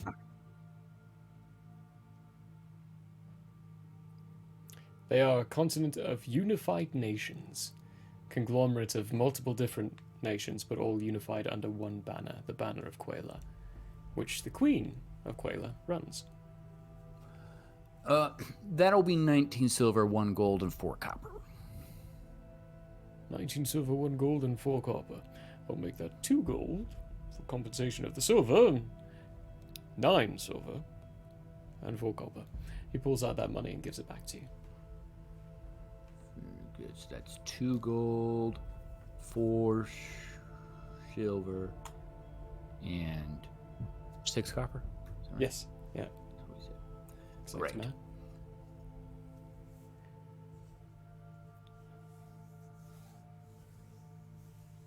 The contract details I'll have to nail down with him, but knowing you say yes to it, we'll be able to sort that out nicely. Hopefully. Oh, very good. Yep, seems like we're on to it. As they mentioned earlier, I will say a airship should be arriving in the near days here with those supplies. There was a specific item that they will be bringing for Ultian's use, as well as our fine horse Phyllis and the cart. Wait for those Keep an eye. things. Travel to Zellum. If there is not a extreme time precedence on this mission they're going to give you, it may take me a solar or two to be able to negotiate with them a proper contracting rate. And, to be honest, I may use that time to try to get more information from them. The more we know, the better. So, my point being would be you have time to relax here. If you'd like to wait for your airship to arrive, you can. And you can organize your shipments as you see fit. I think we should definitely stick around at least until our goods get back. Can't go on anywhere without Phyllis, of course. But rather than just sitting around and wait, I've got some things I'd like to do around town. What about you, lads? Oh, definitely. Follow-up question for Ultian and Julian, as I understand it. What sort of culture is Grantina as far as should we bring Phyllis? Would that be strange? What would be the best way to sort of Probably shouldn't bring Phyllis. get there, undetected, as it were? The issue is, she'll probably be stolen by the end of the first night, and either sold, a working horse, or for meat, because depending on where we are in the city, meat's hard to come by. I can see why you both left this horrible sounding place. My city was a lot more forgiving than his, but yes, we had our good reasons. You guys go on. Let me talk to Julian for a minute. As far as the other parts of the city that you'll be heading towards, Ultian will be your best piece of information. He'll be able to give you more details. Very good, very good. Ultian, I'll leave it to you, of course. And Snozboop will head out.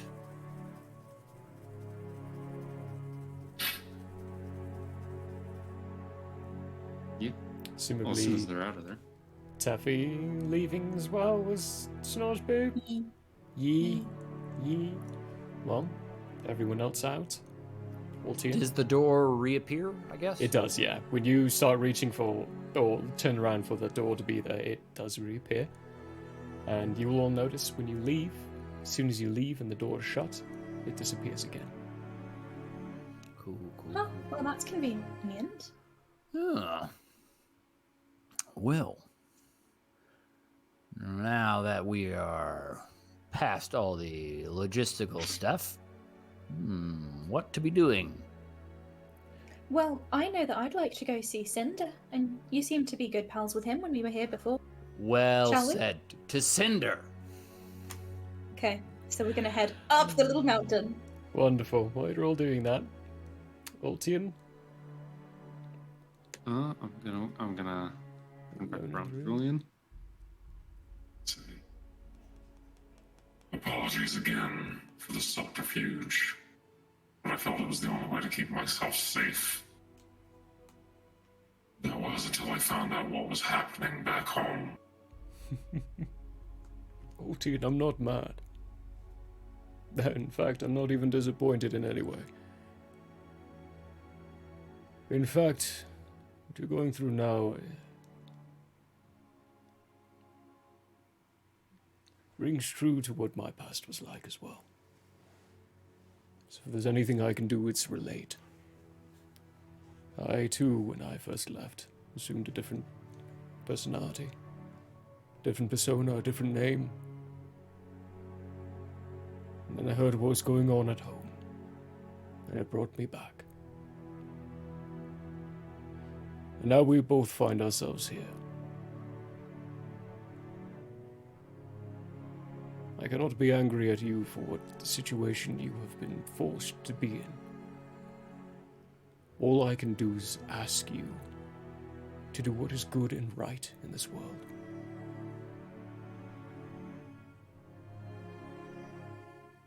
I can only promise you one thing.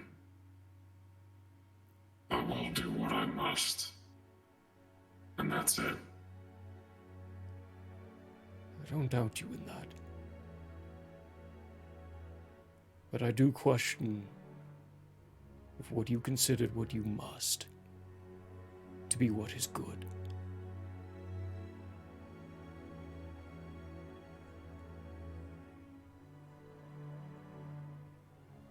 If you don't have anything else, I have a long day of negotiations in front of me. Just gonna nod and get out of there. And I'm gonna go to what's his name? Get to that page. It's the engineer guy. Piggle. Piggle. Yes, Pickle. Pibble. On this Pibbles. Pibble. Pibbles. Yeah. Some people's name. Pibbles nibbles.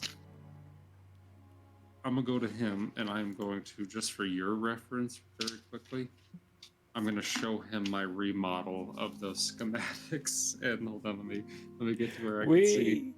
Oh my goodness. Okay, your build. You want him to build an actual literal tank. This is great. Okay, right. So you can't really see the wheels, but they all work independently, but they are on tracks. We're So gonna be I will explain in detail. Getting later. to that in detail later after our break, because it is break time. Yes. Yeah, it's time to Excuse time to take a little breaky, relieve ourselves of a couple of ounces to prepare for the consumption of more ounces, as well as just to get on our feet for a moment. So let's take a little breaky. We'll be back in 15 minutes, everyone. Don't forget to check out our merch store, check out our social medias. Do check out that wonderful Monolithic Studios, or Monolithic Miniatures, that's it. And the Michael Howe Arts, all those wonderful bits. See you in a bitty.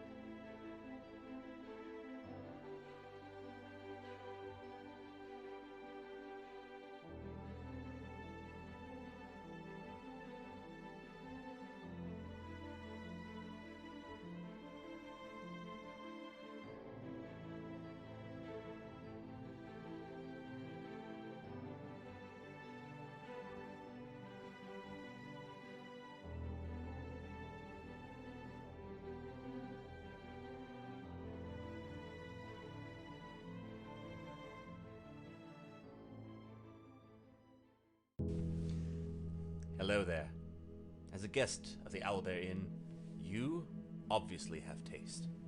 Now, as a person of taste, have you ever thought to yourself, I need to watch an artist who also has taste, with a sense of classiness and intelligence, heightened by sitting in a leather armchair before a fireplace with shelves of books behind? Neither have I. Anyways, I happen to have an art channel called Michael How Arts here on Twitch if you want to check it out. There's drawing, chatting, and sometimes gaming. If you enjoy fantastic characters and comics, or just having someone to hang out with while doing art, you should give Michael How Arts a look-see. That's twitch.tv/Michael How Arts. And if you visit, maybe, just maybe, you'll occasionally have that artist sitting in front of a fireplace to give you a +1 for the richness and culture of your Twitch experience. Though I wouldn't count on that. But please, do stop on by.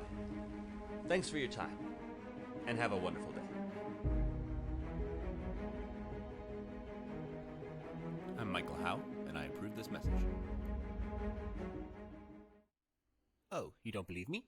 Well, I did this, and this, and this, and this, and this, and this, and this, and this, and this, and this, and this, and this, and this.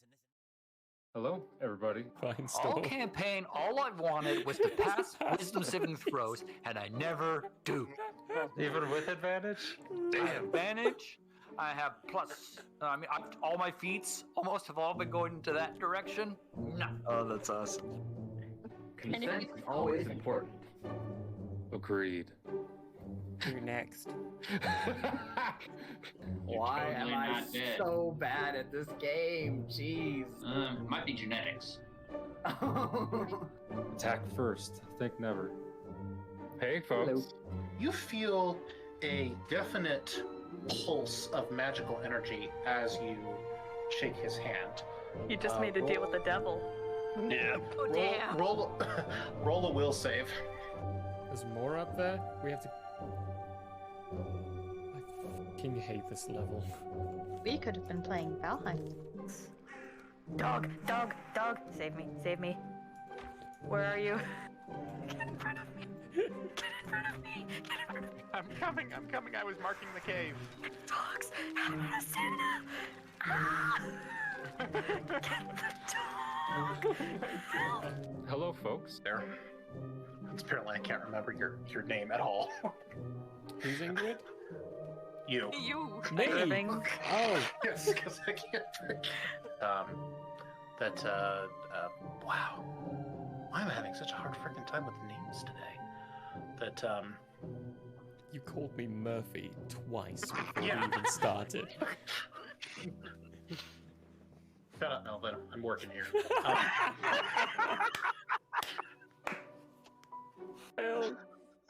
Alrighty, naked. That's a good drawing, right? Damn right, Hank, that's Really good. good. Oh my gosh. Love it. Thank you. Wow. With someone. Wait, you just said they had a book. That being said, we will. Yes. And then you emphasize that there is a book. Holy! Way to catch on to that like a minute and a half late.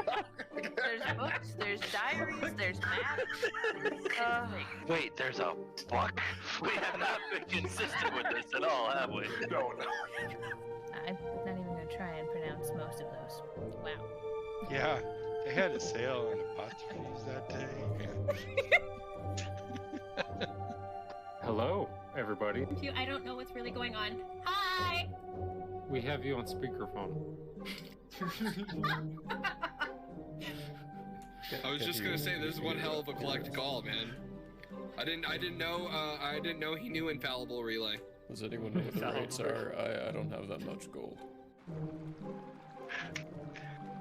Did you know back in the old days, in the medieval times, they used to put lanterns, hang lanterns out on front of horses to help them navigate during nighttime?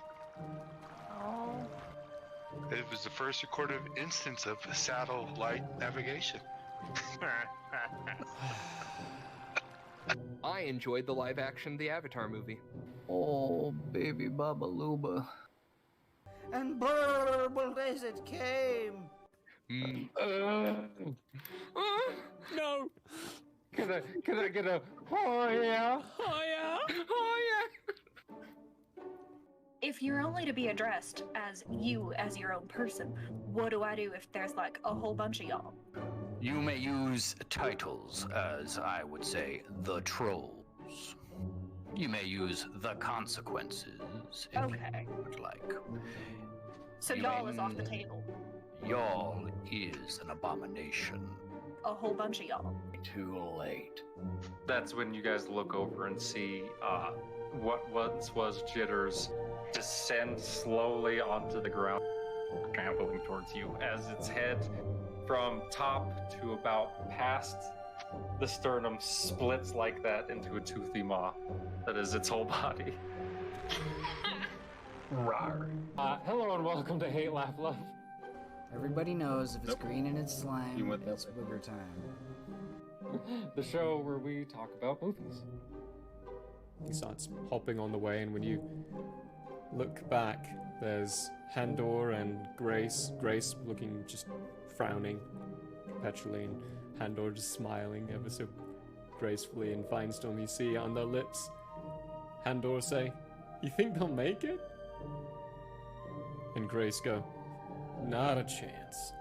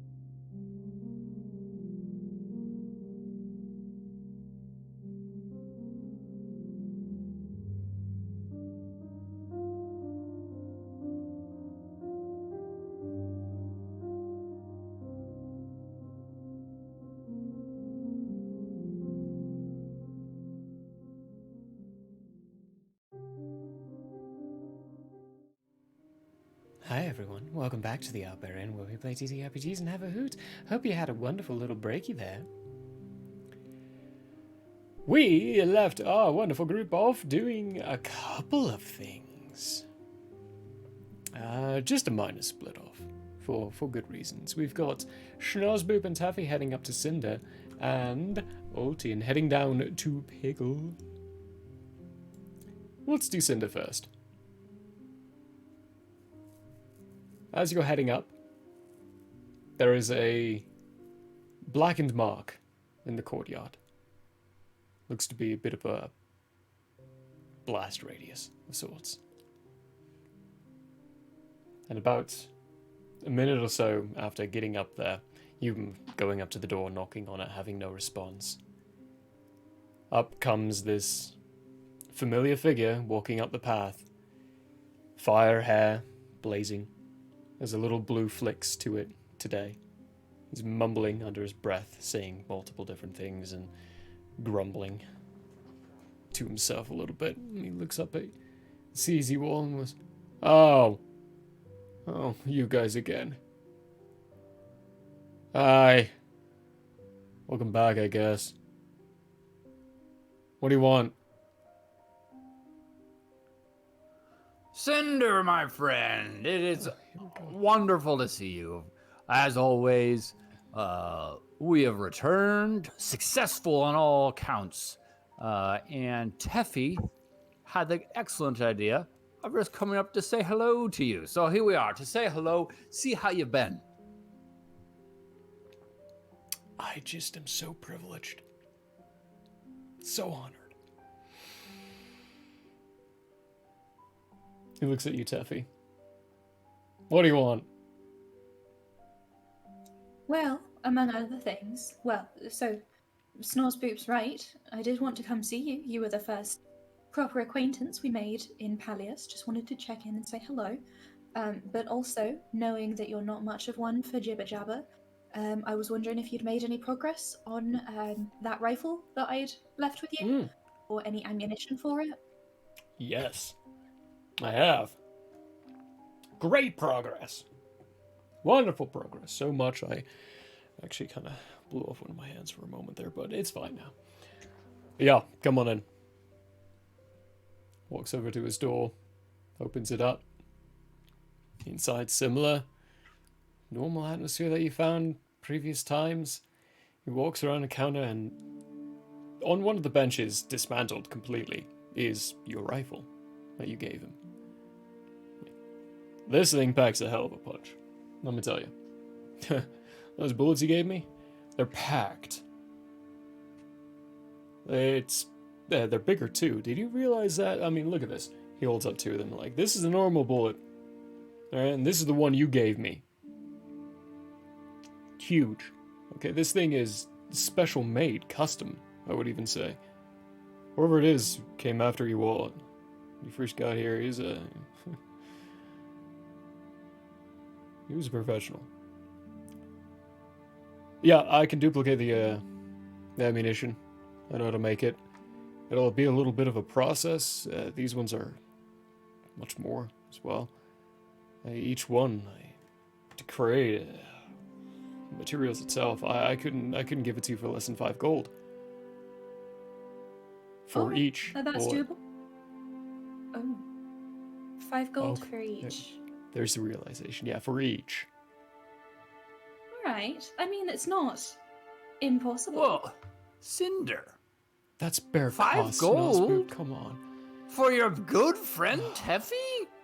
Surely we can come to more of a group think on these prices. Alright, get it over with. What do you have proposing?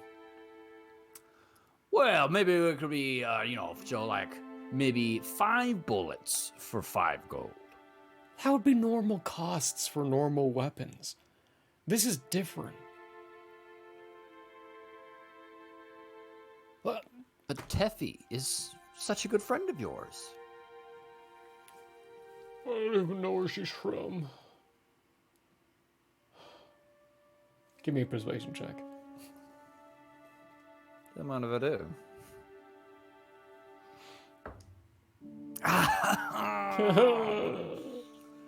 Teffy, do you have anything to say? Always with Cinder. Always with Cinder. No. Teffy is of the mindset that if someone she trusts says that is the price of something, she'll accept that that is the price of something. You disappoint me.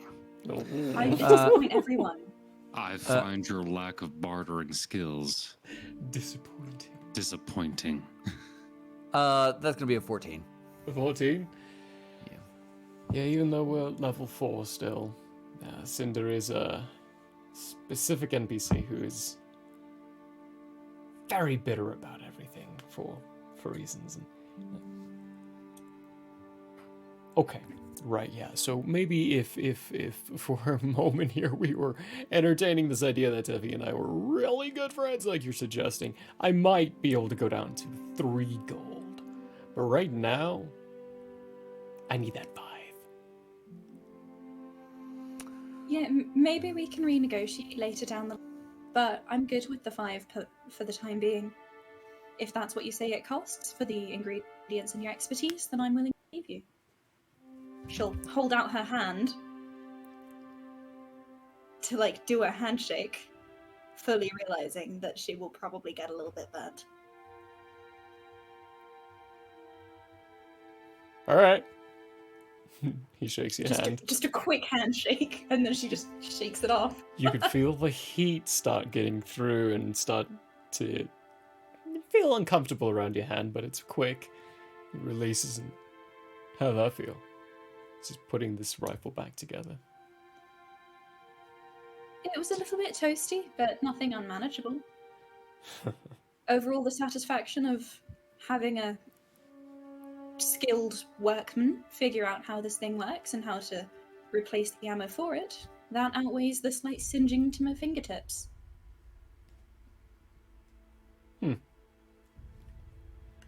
Which knows, Boop, maybe you are right about something.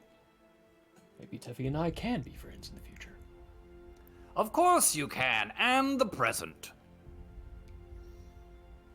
I still don't like you. Well, you I don't say find that you in like particularly- an endearing way, I'm sure. We don't need to be besties to have a good working relationship. But you do need to be besties, just because it's for the best. Ease. But I did have a question for you, Cinder, that perhaps you had knowledge of. The individual that this rifle came from, do you know his whereabouts? Well, last I knew, he was being shipped off to some prison for the Balashtar Kingdom. I don't keep track of assassins who come around, especially if they're not after me. Fair enough. Do you know when that was, perchance? Soon after you all left. Like the solar after he was shipped out. Did he ever give an inkling as to what his name is? Or were we all just calling him Scowl still? That kind of information you're going to want to talk to your guildmaster about. Okay, I keep to my business up here. Very good. Thanks so much, Cinder. As always, a delight. Why are you so accommodating? Why would I not be? It's the best way to be. It's stressful. Alright, get up. Cinder, my friend. And Snozzboob attempts to give him a little massage on his shoulders. It's like, you just need to let that stress roll off you. You'll be much the better for it, I assure you. I do by not worrying about it to begin with. I have work to do. Here's your rifle. You know how much the ammo costs. You can see Luther for it. I'll keep him supplied with about 20 standard. All right, thank you. Do I cost you anything for the analysis of the weapon? Seeing as I can duplicate it now, no. We'll call it even. Understood. Have a pleasant day. Leaving. Teffy leaves. And then on the way out, once they've just passed the threshold of the door, Teffy's going to lean down and whisper, I think charm might not be the best course of action with Cinder. I think just business might be the way to win him over. Teffy, I'm an old man who's lived a long time, and I assure you, charm is always the answer. Suit yourself, Snoz. That being said, I need to find some more information about our old friend Scowl. Care to accompany me? I think I'll leave you to that endeavour. I'm off. I'm wondering what happened to those orphans. I think they went to Pibble to be assistants. I'm gonna head down there. Very good. Let me know how that goes. I am very interested in that also, but cannot be everywhere at once, unfortunately. Later, Skater. Snobs is going to go back and talk to Julian. Okay. For Schnozboop, because you're going to have to be passing by the guild hall on your way down to Pibbles. Schnozboop, the door's gone. It's missing. As well as the people who would be talking about the contract that you'd be picking up. The Quailins. You get the sense, and you would hear from the cooks very quickly, that they are currently in a meeting, and the presumption is they're going to be in that meeting for the rest of the solar. Gotcha. In that case, I'm just going to go talk to the blind mice and query them for information about Scowl. Okay, perfect. We will hop over, though, to Altian with Pibble. While you are doing that, we'll be set up for that in the future. Altian, while they're talking to Cinder, eventually you and exit out the guild and make your way down to Pibble, who is in his shop. You hear the familiar clinking and clanking of a hammer on something hard as you walk into his establishment, not seeing where he is. Kind of like the normal. And he definitely doesn't hear you enter in. Alright, well, I'm going to find his, workbench, and I'm going to lay out the blueprints that I made for the battery. Start laying out these papers, and the sound of shuffling papers. There's this large mass of metal on the workbench as well, that you see his head pop out of him. I didn't see you enter in at all. Or hear it. Sorry. Whoa. It's Altian. Or Caleb. Hey, Caleb, how you doing? Good, and we should probably make reintroductions. It's Altian, not Caleb. Oh. Alright. Hi, Altian. I'm Pibble. Nice to actually meet you this time. Well, that's so. By the way, I have something interesting for you. I have something interesting for you, too. What you got, though? It looks like you're... Ooh! This is so that... You're telling me it's old. I mean, this... Whoa. This is exciting. So this should power it by itself. You don't need a connector. That's what I was thinking. The entire device is on its way now. It weighs about a ton. So I don't know if that's going to work. We'll have to figure out the weight issue, but both of us together with the schematics and the actual device might be able to figure something out. Well, I'll tell you what, let me show you what I got. He hops onto your shoulder, grabs onto your collar, and I'm like, you don't mind if I just hit you right, do you? You're already there, so I guess not. Oh, good. Through that door. I go through that door, and I'm going to pull up my sketchbook along the way, and I'm going to point out the different configuration of treads on this thing from our original design, and I'm going to say... I was thinking... Shift, yeah. The treads are a good idea for traversal around most land areas, but not all, because of the weight distribution between the wheels. It's going to be hard in mud and in sand, but we do something like this, or each of these act as their own independent wheels with independent drive. We've got a little bit lower to the deck as well. I mean, if we get the right suspension techniques inside there, you should still be able to be all-terrain even with this configuration. That's what I was thinking. Yeah, it's good thoughts. Let me show you the design I've got so far. This one. He jumps off your shoulder, lands on the ground, walks over to this large top. No, it's just the skeletal structure right now. He starts pulling the blanket off and reveals the skeletal structure of the designs you gave him. And for context for people at home and for podcast listeners too, if I'm correct, I mean, we may as well actually, Ethan, you may as well just describe what it is, because he followed your schematics. All right. It definitely doesn't work right now because you don't have essentially the engine to make it work. But he has pieced together what you designed.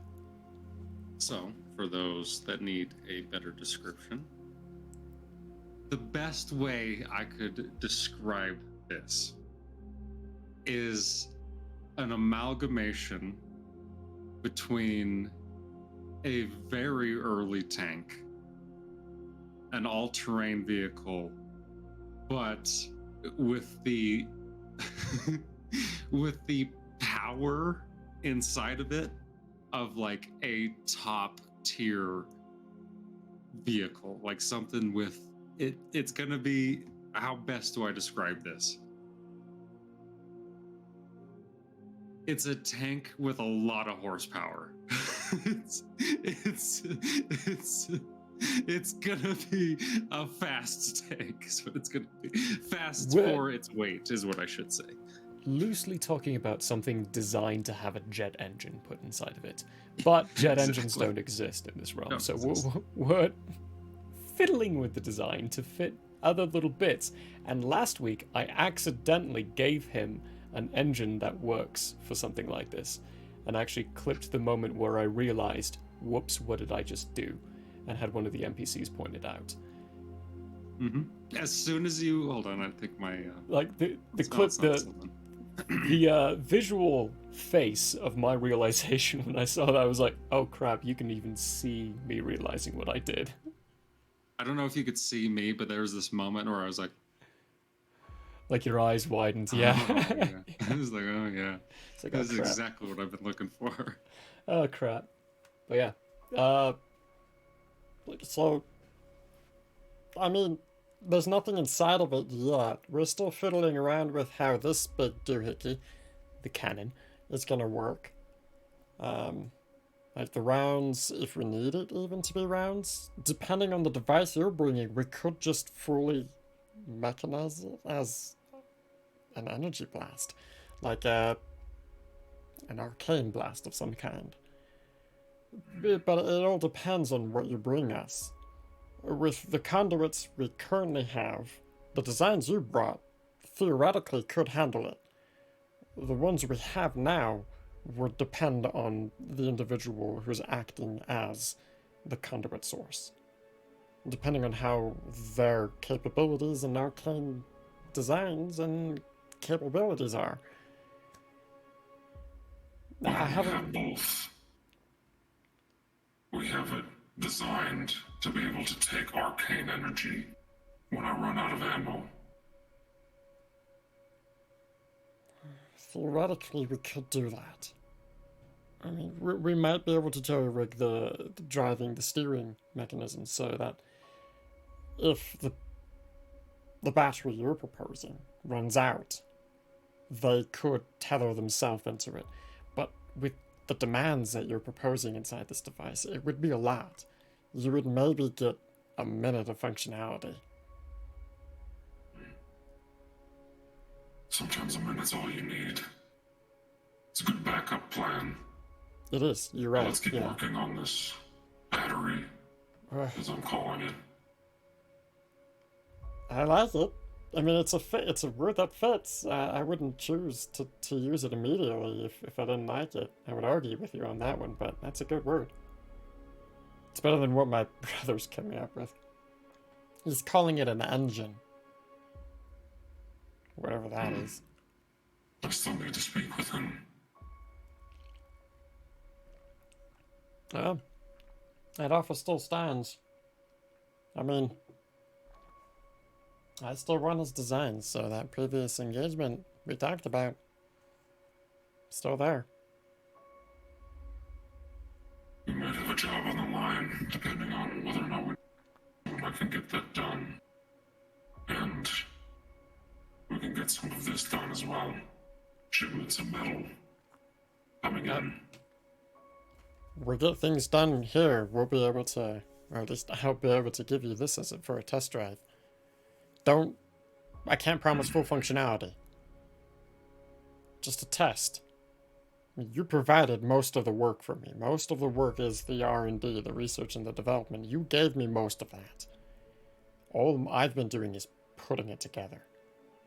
I can't promise it's going to work at 100% capability, but I can promise at least it will go from point A to point B. I'm going to be along with you every step of the way. Because a lot of the design is going to be up to me. But I think we can make it work. I'm running up my hand along the smooth surface of the old gal. It looks rough, but put together. At this time, you hear a little ting, ding, ding, ding, ding, ding. The front door opening up inside the main shop. And Teffy, you would hear Pibble call out, "We're in the back!" Teffy will make her way over there, navigating the aisles as best as she can. And then does she make it in through the door to see this tank? You would, yeah. You would be coming into this courtyard, as Pibble is saying. You here for a few dollars? I imagine it would probably take about 4 or 5 to make the alterations you've suggested. Oh, hey, Teffy. How you doing? Hey, Pibble. This is, one heck of a thing you've got here. What exactly are we talking about? I mean, it definitely looks very... You didn't tell me? On a vehicle. Oh. No. It's a what, sorry? I'm working on a vehicle, I guess you'd call it. Good name as any. Alright. This is different from anything I've seen before, but I love the giant cannon on it. Oh, by the way, come in handy. You're about $4,000 in the hole right now. Okay. Let me very quickly. I'm gonna double check my inventory because I have it all on the mini. I've got $1,000 on me, you know. I think we're good after a couple more jobs. You provided most of the goods. I mean, the costs really cut down, but these materials themselves, it's about $4,000. So we already have all that covered, but as you can pay. So, Altian, what exactly is the purpose of this vehicle? This isn't the sort of thing that you just kind of have willy-nilly. You have a reason for it. Fear. That's what it's for. Fear? Yeah. Alright. She's gonna just kind of shrug and accept that answer. And she's going to kind of peer around and then ask Pibble, where are the girls? Did they ever make it here? Oh, yeah. They're currently in the bakery. I don't need them much for right now. But the bakery, they need some additional help and hands, like getting the recipes all mixed up in time and such. So I actually send them up there for the most part. Whenever I need them, I send word, but they've been a huge help from what I hear for them. Okay. Well, that's good. They were in a mighty predicament when we encountered them, so I'm glad they made it here safely. Yeah, me too. The gentleman who brought them here as well, he was really nice. He stuck around for a solo or two and just had general conversation with people and then headed on out. Made a few trades as well, actually. I got some good materials from him and set him up with a few good ones. Last I checked, he was heading up to Lillianville. Who did we send the girls with? Yeah, let me double check that name too. I think it's in my old book. That was a long, long time ago. That must have been number 10, I guess. No, it was before 10. Well, the bear was number 9. Got Ark, Eek, Ook, and Ike still for number 8. Oh no, the bear was number 8. It must have been 9 then. Misfit. Mifsit. Mifsit, yes. Mifsit. yeah, You sent him yeah. with Mifsit. Thank you, yeah. That's his name. He's heading up Oh, to God. Lillianville, last I checked. He's gonna go to a trading station. Heard there was a stall there open. Might be there for a bit.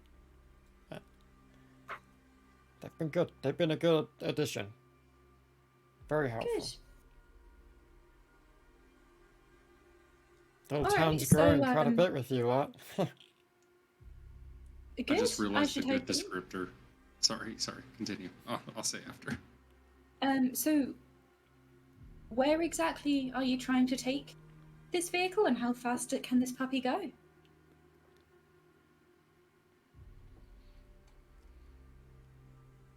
Well, depending on the terrain, you should be able to easily cover roughly 60 to 80 miles in a single day. Oh, wow. Or a single solar. At And good distance. for visualization purposes, how many people can feasibly fit inside of it? Feasibly 4. And there's a little location designed for like trailing something behind. Presumably Okay. a little thing possibly for Big Tin. So that he can be Okay, trailed sick. behind it. Because he's too big to fit. Yeah. I'm making the Camaro of tanks. That's the descriptor I should be using. It's a Camaro of tanks. Okay. Very apt.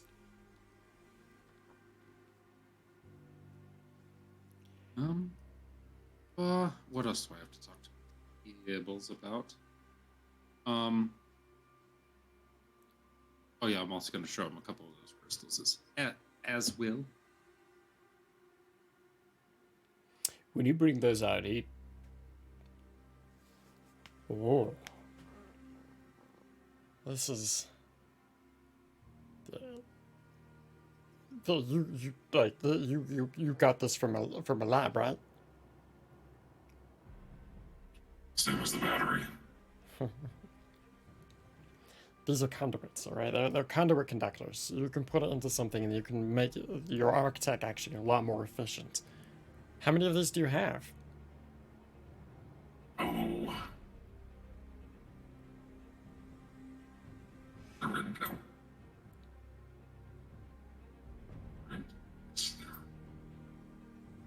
Scoozy, Gene Lab crystals. 17. Give me- I'll take the 17 and we'll be even. How about I give you 7 and I use the other 10 for my own purposes, and then I still owe you some. Implement that into your design. You let me build this design? Use it, the individual pieces from my own inventions? As long as we make a deal here and now that you never combine the parts for anyone. They will always be separate. Deal. Deal. He lifts up one of his own little webbed paws, webbed hands. I give him a good old shakaroonie. Oh, we have some work to do. Take 7 of those out very quickly. He is delighted right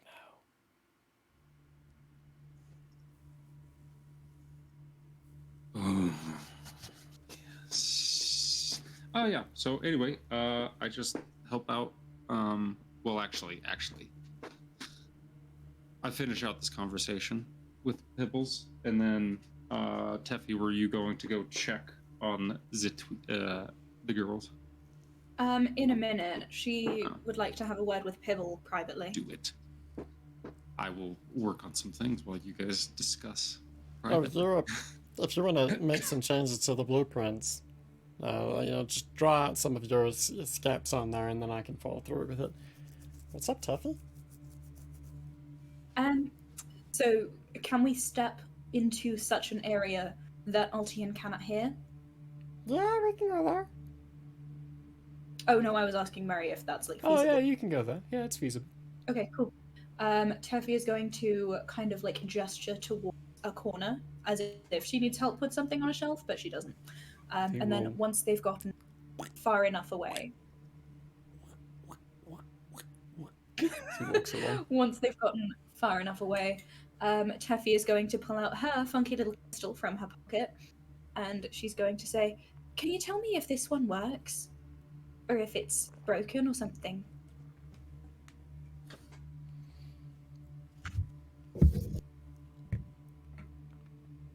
Looks to be in good shape. I mean, there's no cracks inside of it, which is good.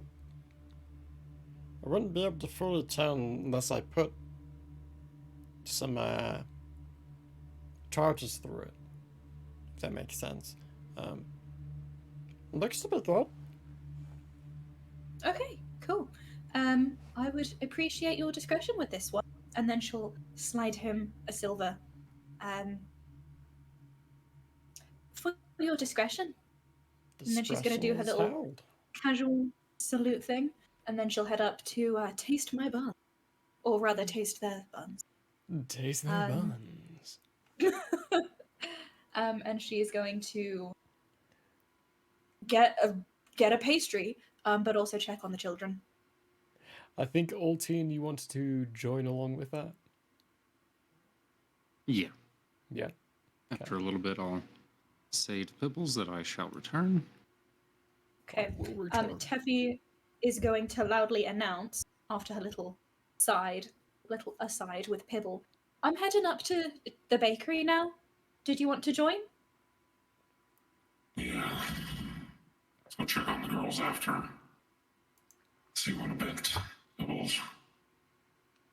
Yep, see you in a bit. I'll get started on these changes. While you two head up to Taste My Buns, Schnozboop, we left you having a conversation with the 3 blind mice, who are now playing a card game. And the ringtail, "Yeah, we have to take care of this weird beast that was causing some problems for a town. It wasn't too hard to handle, but it was a little tiring. So I think we're gonna stay here for a night or two, and then head out after." How did your missions go? Like, everything go hunky dory? We were the height of success. Many friends made. Evildoers stopped. Oh, that's so good. Success all around. If you would, there was an individual that was imprisoned here when we left. Sort of nicknamed Scowl. He assassinated Gwen shortly after our arrival and joining of the guild. Do you have any particulars about his whereabouts? I heard he was being sent for official trial to Dribid. It's the capital of Balashtar. That's where the big government goes. Though he's his career was assassin, so I imagine his trial was probably not that good for his favoring. And people like that are executed here in Balistar, so I don't know what exactly happened to him, but I don't think he survived. I see. Well, thank you so much. I appreciate that.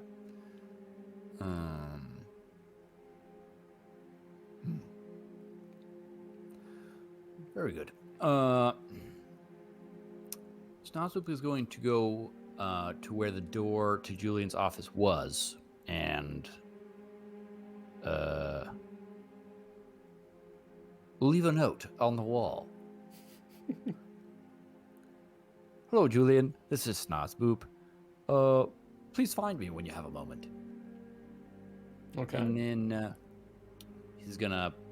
What is Snozboop gonna do at this juncture? Probably go find wherever Teffy and Ultian are. Okay. It'll be fairly easy to do. We'll connect you back with them actually as they're arriving at the bakery. Taste my buns. You see them walking up to it. Nice smell of fresh bread still on your nose. As the three of you encounter each other again. I'm going to say at this point Zora's probably off visiting Gwyn's grave. And BT maybe joined after. So we'll separate them two from you lot.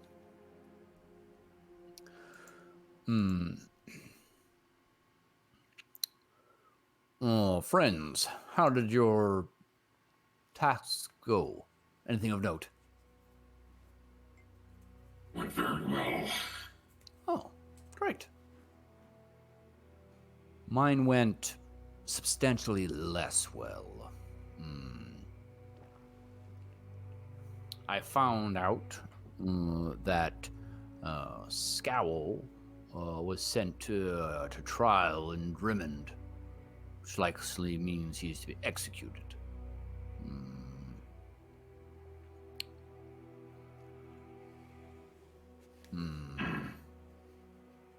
Which, of course, I promised would not happen. Not all promises can be kept. Perhaps, but I can certainly try.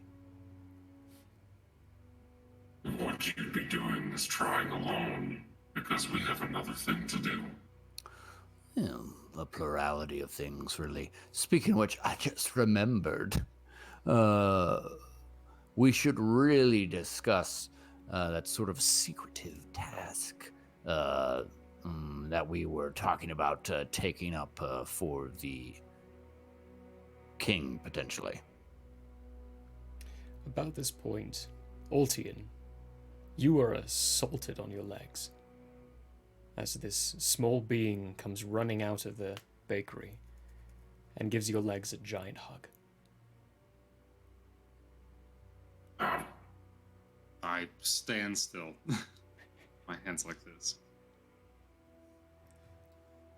Face embedded in the legs there, you hear muffled in Grantine and thank you. As Matilda comes following closely after him. I'm so sorry about that. She just got real excited when she saw you arriving. Welcome back. Thank you for these two. Matilda says as she slowly pulls the little girl away from your legs.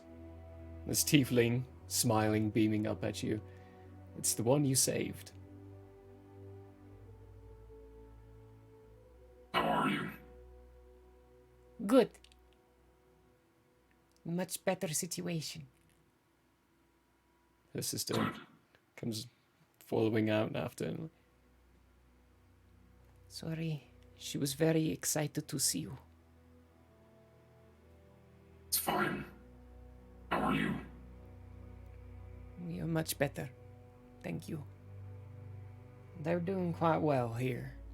Fitting in wonderfully. Would you all like a moment to catch up? I can go back inside and leave you all out here.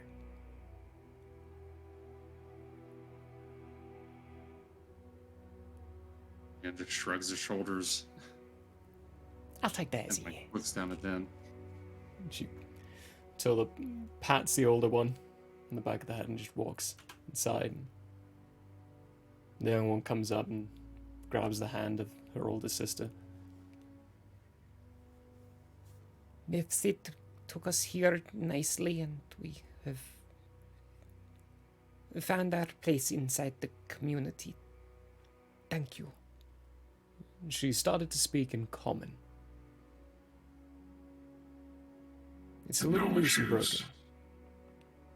No issues. Couple encounter on roads, but Mifsit took care of it. No real problems.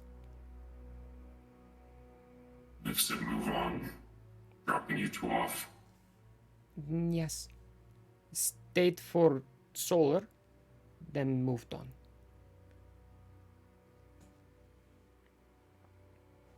Good. No issues with the people taking care of you? No. Mifsit said if any issues come, it will be you who issues come for, not us. It wasn't wrong. He didn't tell us why, just that he knew that would be it. And we didn't need to worry anymore. Yeah. Matilda Yeah, and right. Zeph, they tell us we are no longer orphans. Good. They teach us common. Also good. I have books back home I can grab for you. We're going that way soon anyway. They're why I don't have an accent anymore. They are slowly teaching us to read too. That will be good. Especially for little sister. And Grantine and the little sister looks up and... Are we almost done with work for day? Or for solar? Nearly. We'll go back inside and finish your work and you can be gone. I'll take care of this. Okay. So, has Sarah experienced any more issues after the situation with her arm, or is she okay? Arm is numb at times. A little less functional. Can't rotate as well as used to. We're told the bone inside forearm will always be weak. She need to be careful with her left arm now. Okay, but no more fever, no more fever. anything like that? Okay. No more risk from what we are told. And what we see too. And from your research, Taffy, and Alti, your background and knowledge, the bone being weak makes sense. Most of it's been metastasized by the parasite, so it's basically just an empty shell. It will break easily if too much pressure. It's like a collarbone at this point. 5 pounds of pressure, that's how much it takes to break a collarbone. Her radial, or radius, inside the forearm, is at that same point now. It'll take about 5 pounds of pressure to break it. From before Sarah went back inside, did she seem anemic or anything?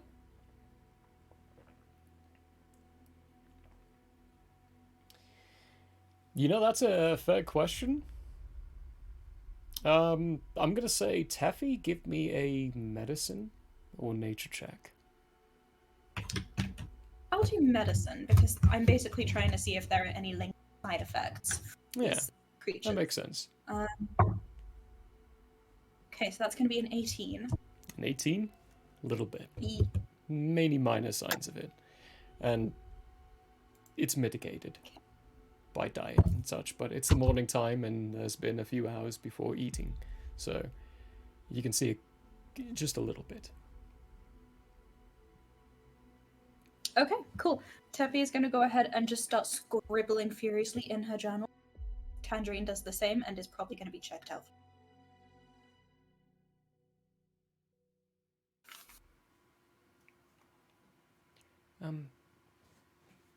I have work to do inside and need to take care of my little sister, but wanted to thank you all again for opportunity and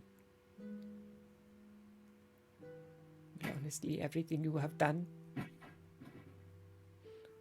I still have my sister because of you, and now we have a home. I don't know Thanks how are I could... unnecessary. She still gives you a giant hug. I'm still gonna thank you all the same. My hand's like this. Like he doesn't know what to do with his hands. Himself. What do I do with my hands? Snozboop will motion. I'm gonna pat her on the back times.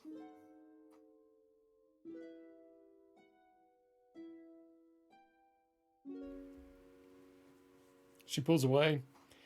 A couple little wet marks from tears of joy being soaked into your clothes, and runs back into the kitchen.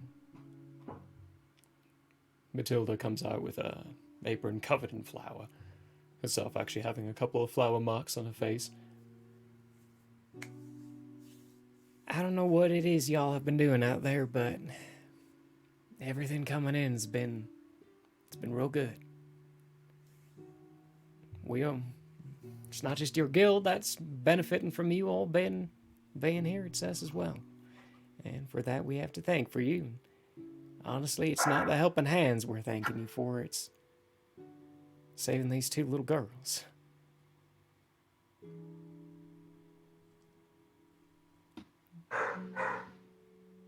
If my dog could bark.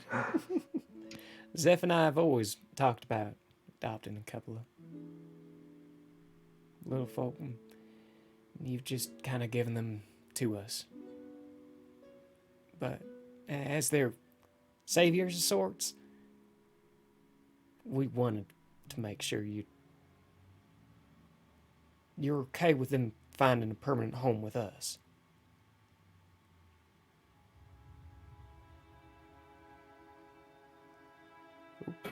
Whatever makes them happy. Yeah, whatever keeps them happy and safe. I would maybe just keep an eye on Sada. She did have a bit of an illness when we found her. So, make sure she gets plenty of meat and liquids. Yeah, just as long as she's happy there. Hang on to him. Little Pibbles, ask him to make a brace. The bones in her arm will be weak. Alright.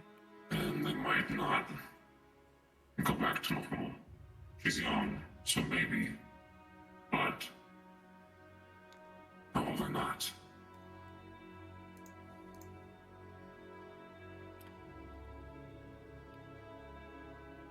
Well, yeah, we'll get with Pibble on that. See if he's got anything to go with that, and we'll make sure with local doctor as well. He's all up to date with everything. They told us she had a sickness. And they haven't told us what it is, and that's no problem. I mean, it's all been taken care of from what we've been told, but no one would do a mighty fine lot of helping us understand how to help her. I'm gonna look at Teffy and see what she thinks about telling them what it is, what it was.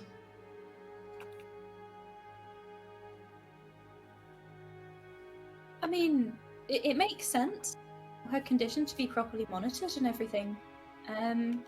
So what she had was a parasite called bone flappers. Basically, what they do, it's I won't get into the nitty gritty of it, but they hollowed out one of the bones in her forearm, and that's why she's a bit anemic and there's some weakness there. So I don't know if that'll affect the way she grows.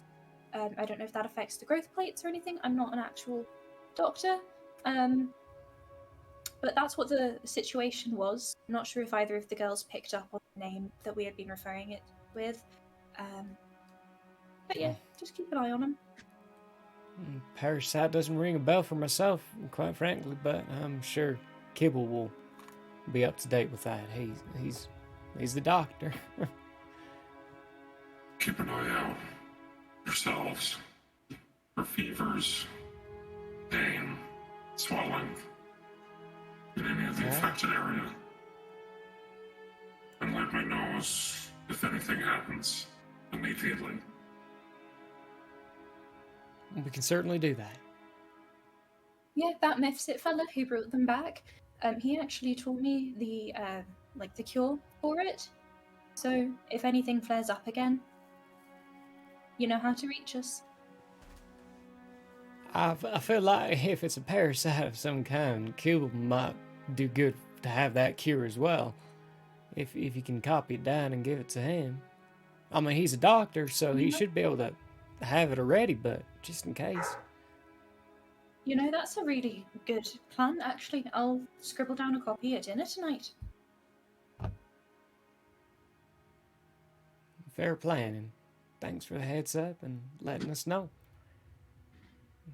We'll do our best to give these girls a nice home.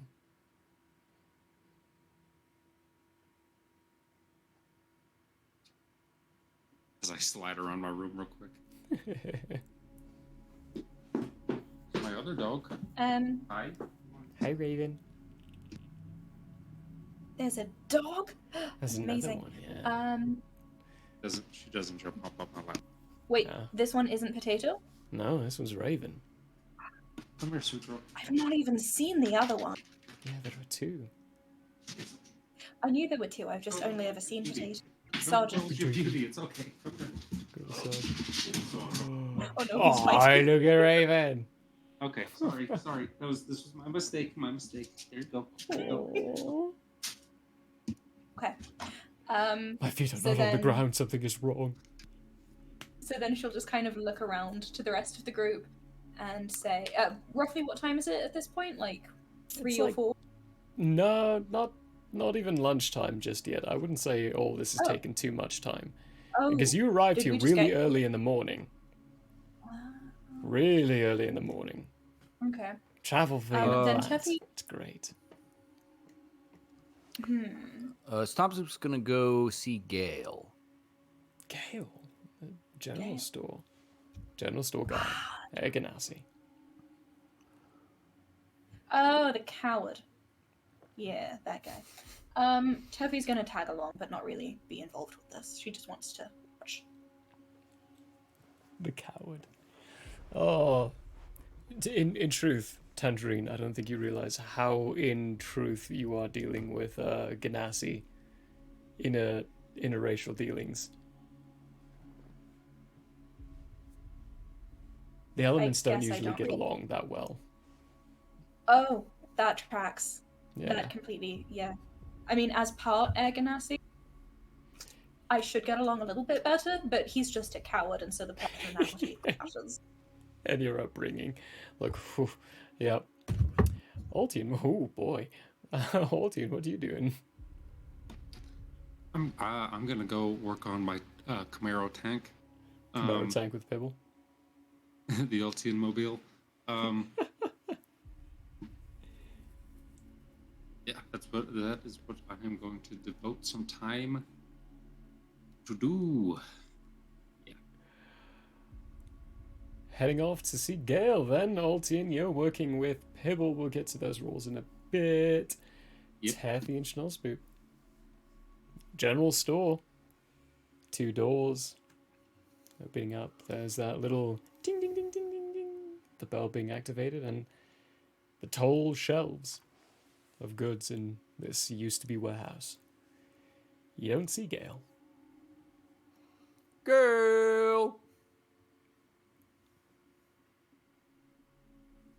Floating above some of the shelving units and then coming down towards you. Oh, Schnauzboop, hi, hey, hello. And Teffy. Hi, Hey. Gale. Hi, how you guys I doing? finished that map for you. Oh. Oh, wow, this is really good. Wow. How much? Are you selling? Or, like, well... What's the process of making this mine?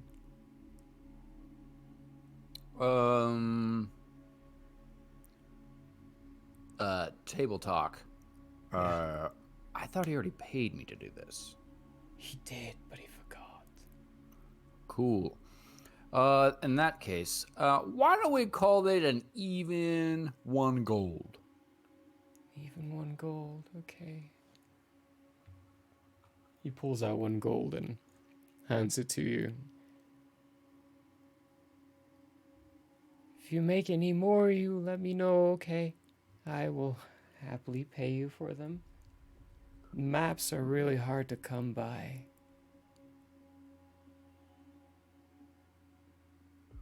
Very good. Thank you, sir. Anything of note happening in the town? We've had a couple of newcomers. Well, I mean, you already know about them, actually. You kind of say you're the ones who sent them here.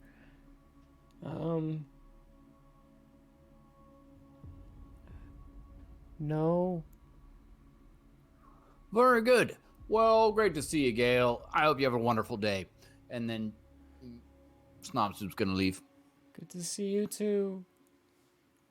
Hey, do you have Phyllis? She's still on loan. As the door shuts. Snobspoop says to Teffy, I'm feeling a bit old, Teffy. I think I'm going to take a nap back at the guild. That's a good plan, honestly. It was an awfully early morning. I don't think we've even had any breakfast yet. You do that. I'm gonna head back to the bakery before I just run a couple more errands, just see what's the latest in town. Snozhoop is going to go back to the guild and take a nap. He's also going to be mostly keeping to himself, but popping out now and again to see if Julian is available. Also, he's going to try a bit of an experiment. I don't know if you want to start with that or come on back to me, but mostly what we're doing right now is we're just prepping ourselves for the long haul montage of whatever's going to be happening next. Okay, cool. So we'll just go try the experiment. Yeah. He's going to point at his loot and try to cast message. Okay, what are you saying? I'm going to say... Wait, his name's Liam, right? Yes. Yes. Yep. Liam, this is Snozboop. Can you hear me?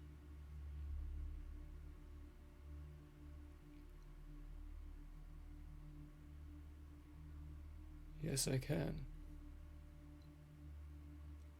Snozboop, Yes, I can. I can hear you. Well, good. That gives us a mode of communication, which is wonderful, obviously. How are you doing, Liam?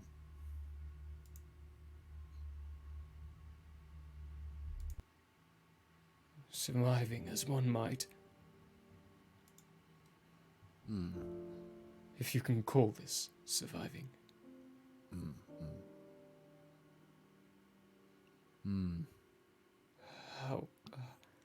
How are you?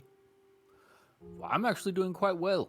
Made it back to headquarters, as it were, in received word that there may be another mission to perform here in the near future.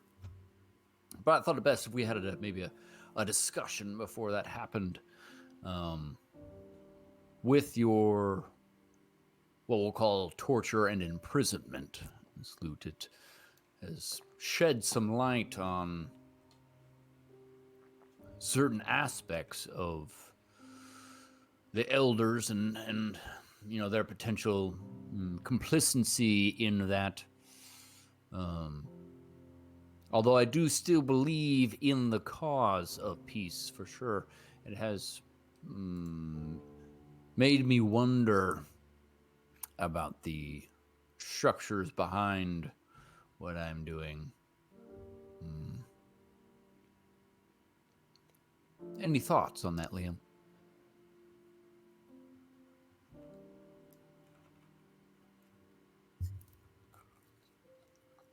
My only capability of thought right now is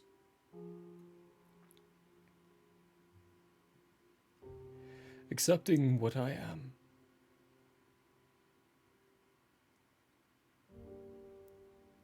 I think the question of structure is not an easy one to ponder. Away from home,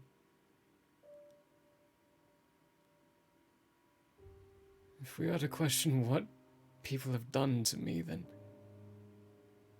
we need to be questioning the ones who have done it. And we can't do that here, Schnoz. True. But I don't really know where this red-horned fellow is. To go right to the horse's mouth, as it were. Give me a history check, Schnoz people.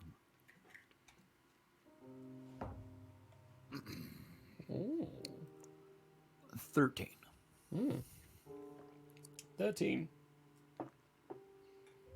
There is a little sentence from someone you met that pops to your mind on this, and it is the sentence of, "Let me know when it's woken up." Alan Witherroot.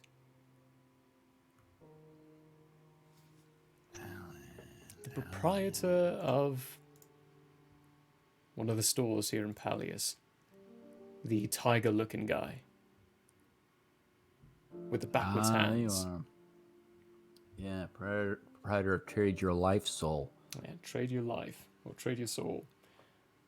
Depending on who you're asking. And what you're looking at. And at this point, it'd be the pondering of, you're talking to him now. Does this mean he's woken up? Potentially.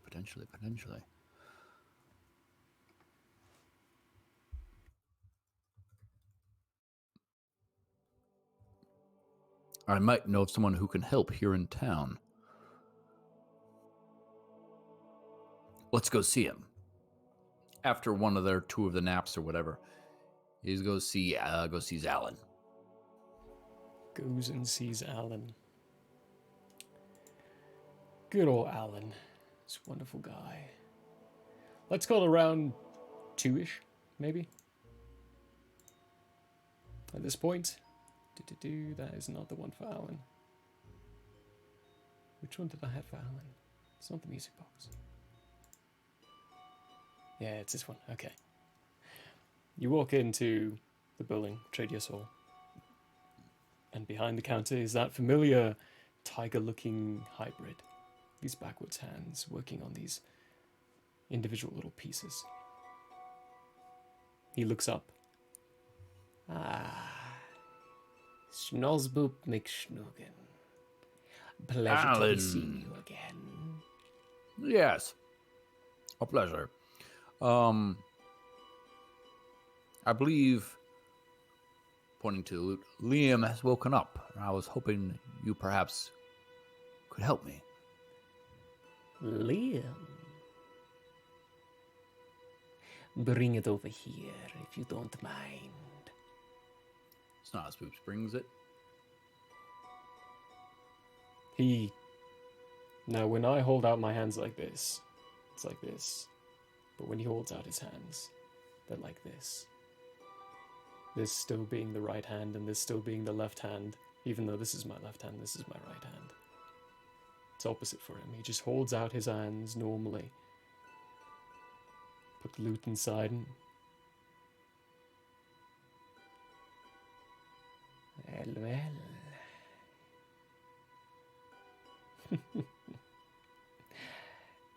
You may not be understanding this, but it is true when I say it's unfortunate that he's woken up this soon.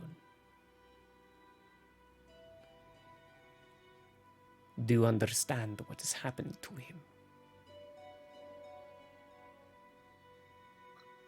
Not specifically. I understand he was tortured by a red-horned winged person and got stuck in here.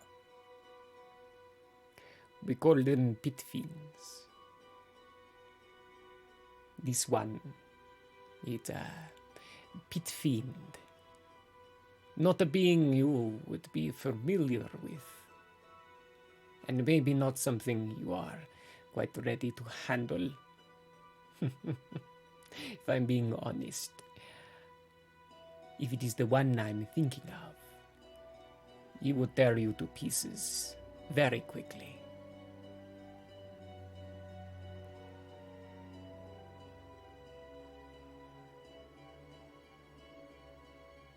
You're right, your friend was extremely tortured. If I am correct, he may have been flayed alive, even. This poor being underwent great amounts of pain. This is a sentient item of agony. And to create one is a very vile act. One I am not sure you are ready for.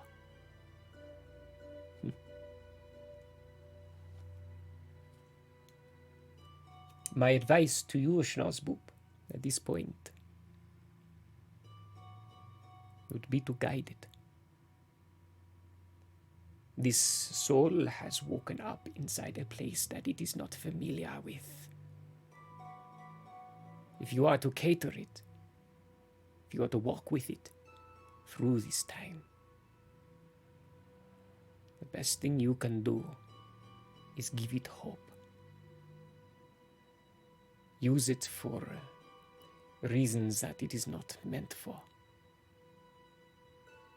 Change why it was created. Change yourself and how you use it. Through time, you will find the real answers.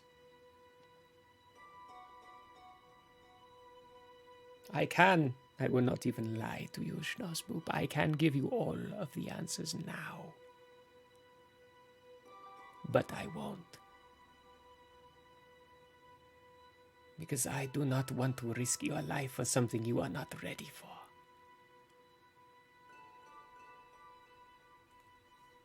Well, thanks for being considerate, Alan. I appreciate that, and I do appreciate the information as well. You'll see another person who looks like me. They won't show you the same courtesy. Snobsby is going to insight to see if this person is lying to him. Go for it. Give me an insight check. Yeah, it's a 9. It's a 9. You're not entirely sure, but you have done insight checks on Alan in the past. While I cannot give you a definite answer with a 9, I can tell you previous checks, previous knowledge, previous exposure to this guy would lead to the assumption that he's telling the truth. Okay, very good. Well, Alan, thanks so much for that information. I do appreciate it, and I'm sure we'll have further such conversations down the road. I know we will. Have a great day. No other business. You don't want to come here to say hello to your friend Alan. Well, or to conduct business with me.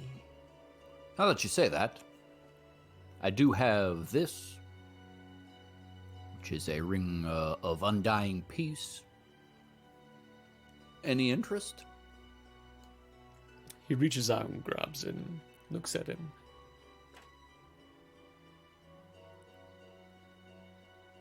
I know of several markets that could deal very nicely with this.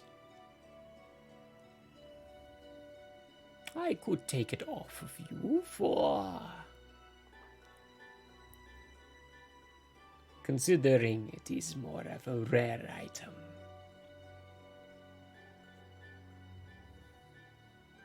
$700 gold. Might we say $750 for the finder's fee? Give me a persuasion check. DC's fairly low because you didn't go too much higher. That is a 22. Oh, wow. $750 for finder's fee, and once it is sold, I will hold 50 for you. Oh, very good, very good. It is a deal. Yeah. Passes that across to him. He takes it and he hands you the 750. Where did you find this? I have not seen one in... ever. It was, I believe, in a chest that a ghost left. Well, he wasn't a ghost when he left it.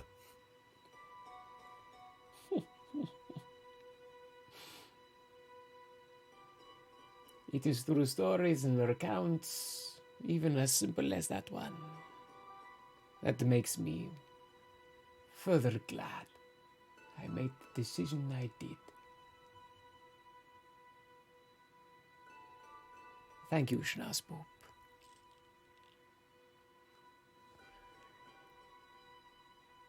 Of course. Your friend Liam. Mm-hmm. How acquainted with you was he before this happened?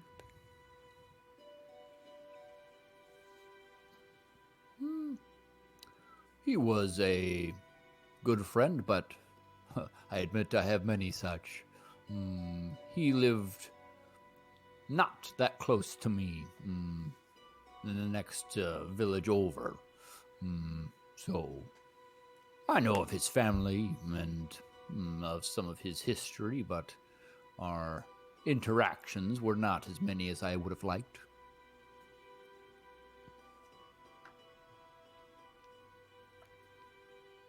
My last little bit I'll leave you with then. It might help, but it also might do extreme harm if you reintroduce him to his family. I'll leave that decision to you, though. Very good. That is good to note. Thank you so much, Alan.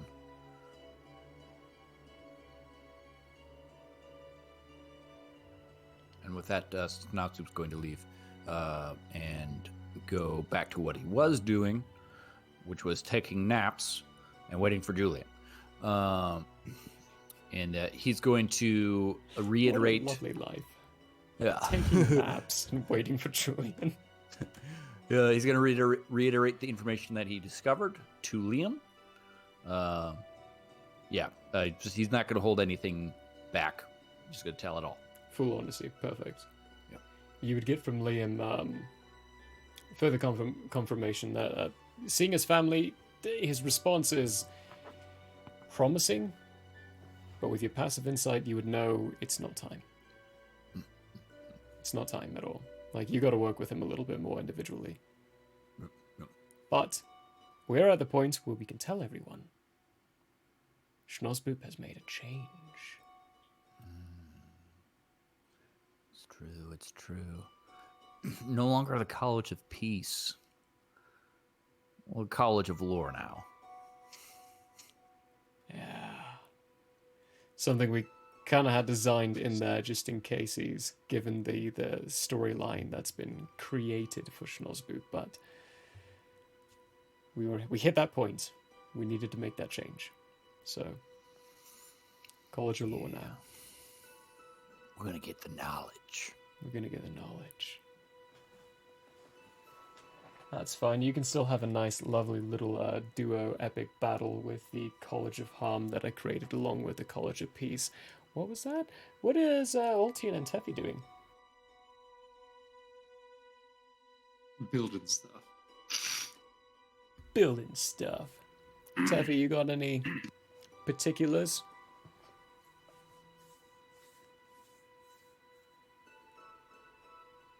Gonna take that as a no.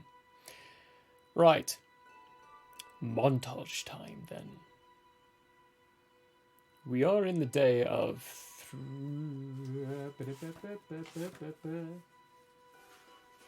I do believe it was 133566. We're at the end of the day of 143566.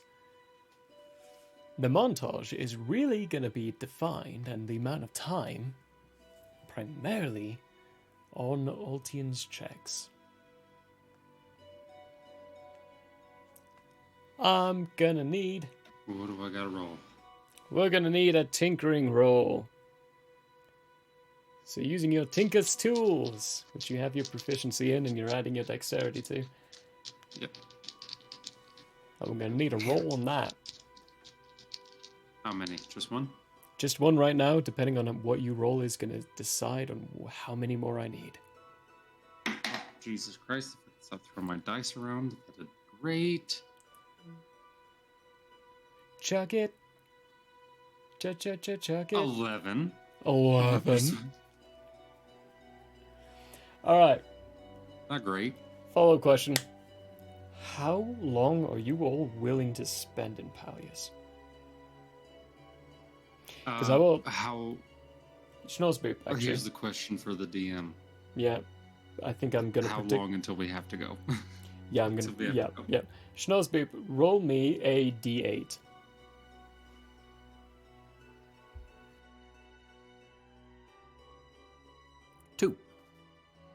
2. Teffy, give me a d20.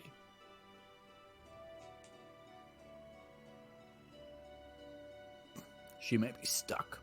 She might be stuck. Teffy, can you hear us? A D. Teffy, can you hear me? Your camera is like delaying so much we cannot see what you're doing. For podcast listeners, I think Teffy's rolling at some point. We don't know if we can hear them.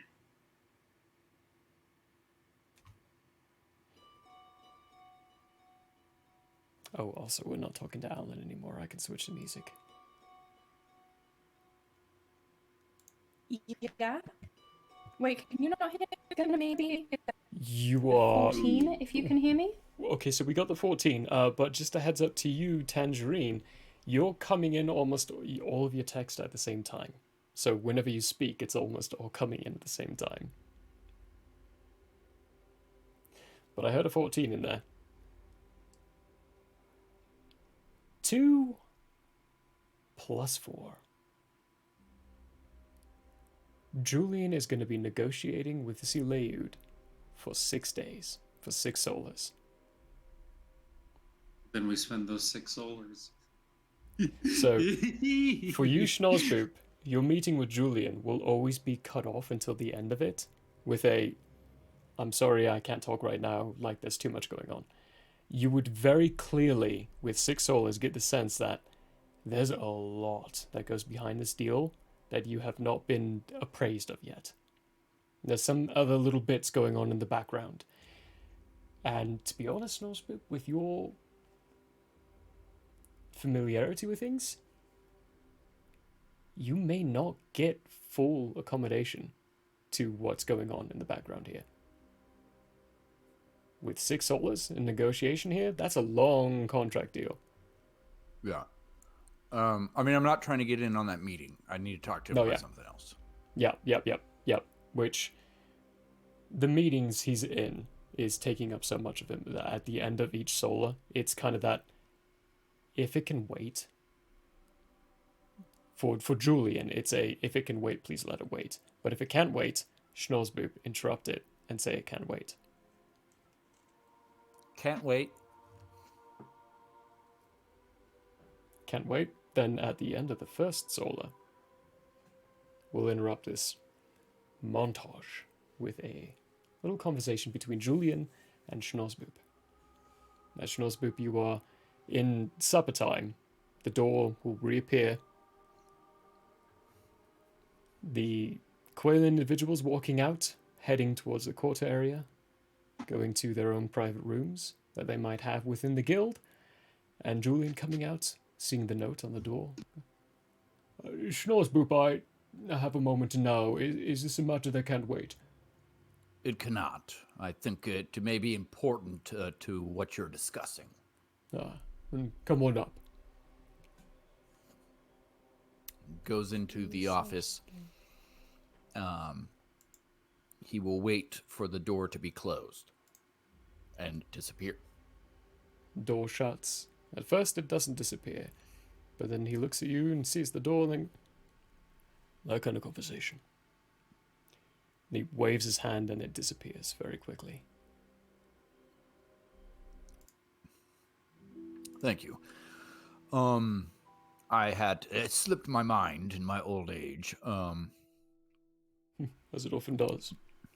But came across two individuals while we were in Istrago. Named Scanvia Pond and Rubriel Grit. And through various means, it became apparent to us that they believed the king of Balastar is in trouble from elements within and without, potentially. Sorry about that. Specifically surrounding the city of Qualtra.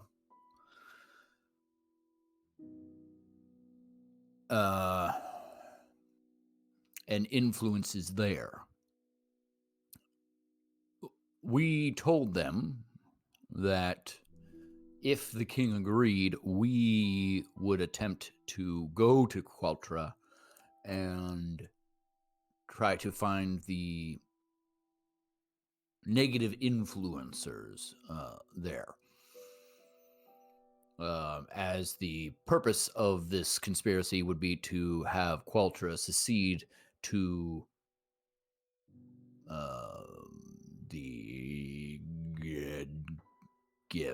the place we're going to go.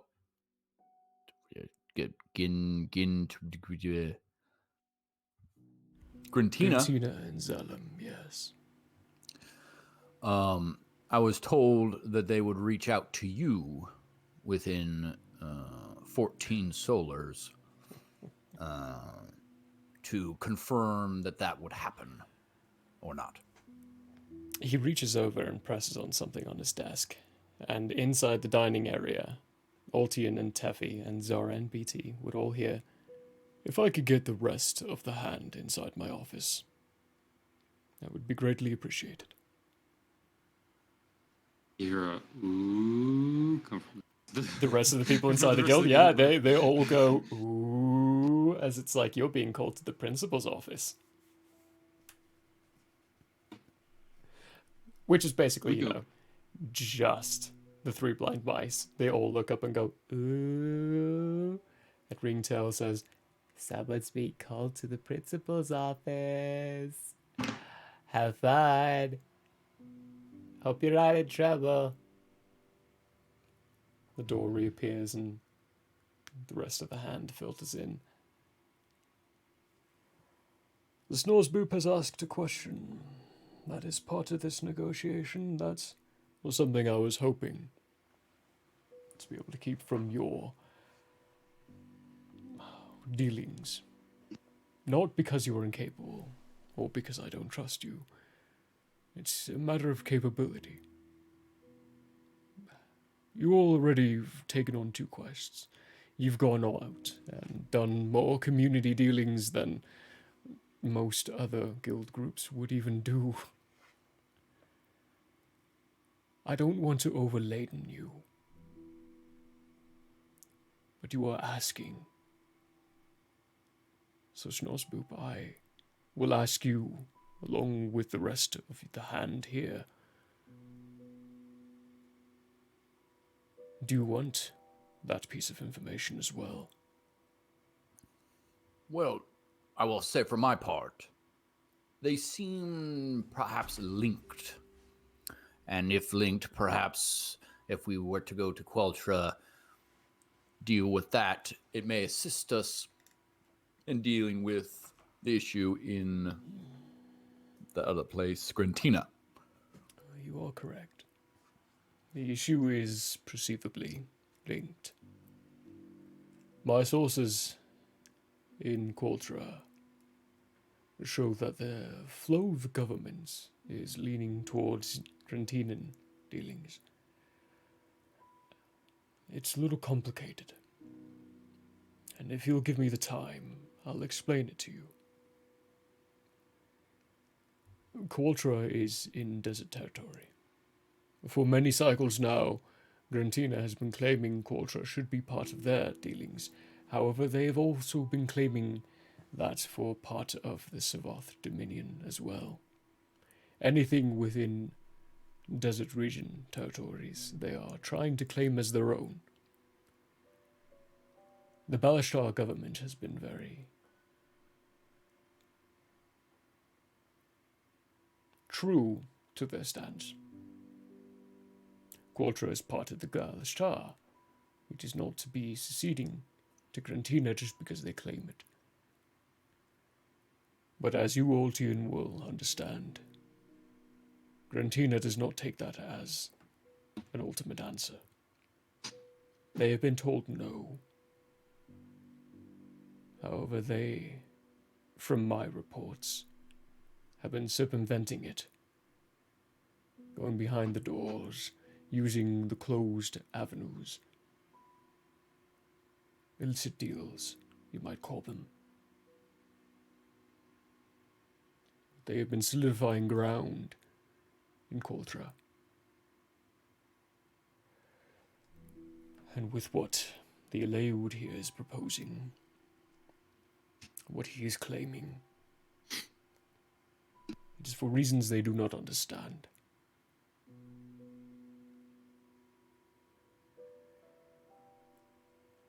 I fully believe, and this is because I rolled a 2% on him giving this information, I fully believe that Grantina plans on utilizing the situation in this continent to seize more ground for themselves. I don't know how many corporations are behind this, or who is heading it up. My assumption would be the Altar Inventions. They have been behind everything. However, they have seen a change in CEOs recently, so I'm not entirely sure if it's them. I don't know who the new CEO is yet, but she's been changing how Altar reacts to things. So I can't tell you what my stance on her is. But I can tell you that Queltra is being influenced. And you were right, Schnorsboop.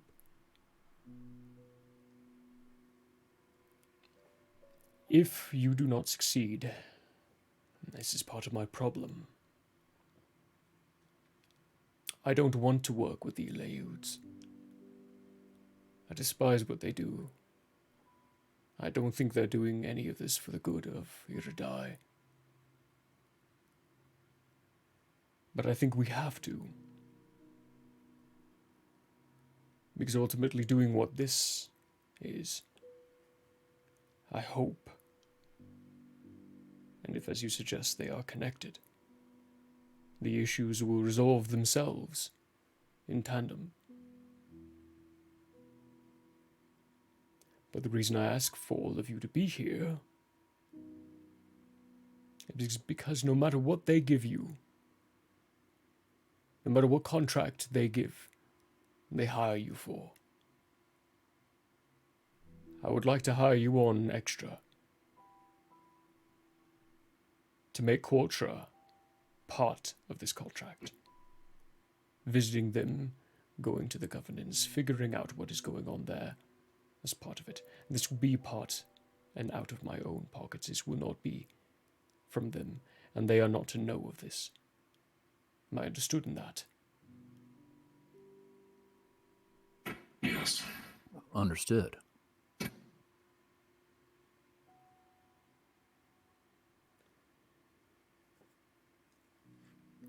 As I said, do not trust the Eleuds for anything they say. They will always be after something for Quayla.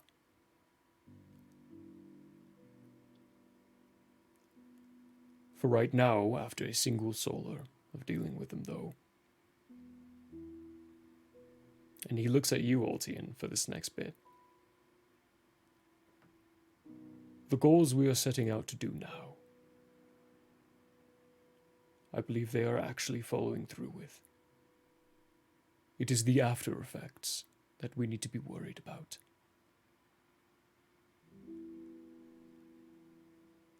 When they tell you they are hiring you to figure out who it is who's claiming the Altian name, and who's doing these things, which is farther above what Altian himself would do. And I may be wrong in that, but that's what I choose to believe. So don't correct me if I'm wrong, Altian.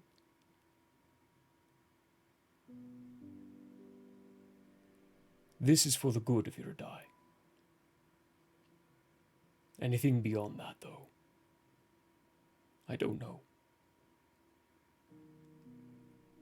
Hopefully through the next few sols of negotiation with them, I'll be able to have more information, but for now, that is all I can offer you. Very good. One thing of note, were you contacted? By any of the sources you've sent out, no. Those will all be arriving soon, from what you've told me. However, one thing that I have been guided to wonder. You're roughly 2 lines earlier than expected. How did you travel around so quickly?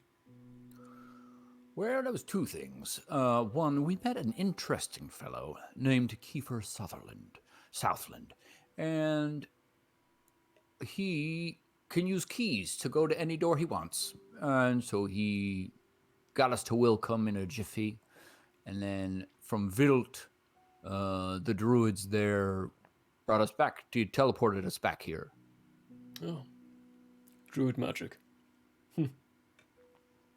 They have this capability of traveling via plants. I knew a druid who could do that once. He never used it, because he always has teleportation at his disposal, but it's a very peculiar way of traveling. The individual, though, beforehand, Kiefer Southland, via doors. Never heard of that before. Covered in keys. Apparently, we met him right as he came from the continent. Came to the continent. He was elsewhere, a different continent. Oh, that's a crappy roll. Never heard of the individual. Well, seems to me as though you've been succeeding in one of your missions at least, which is making friends. Well said.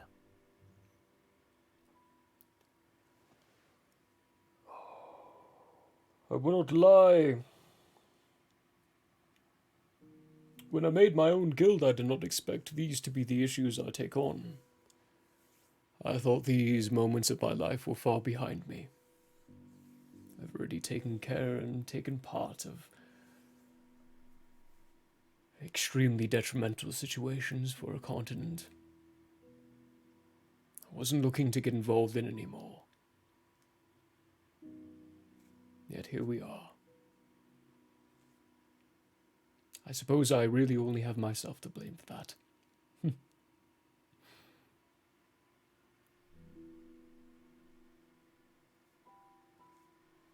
I'll keep you informed as the negotiations go by. Sounds like a plan, boss.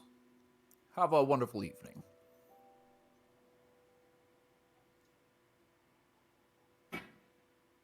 Zora, if you have a moment, stay behind.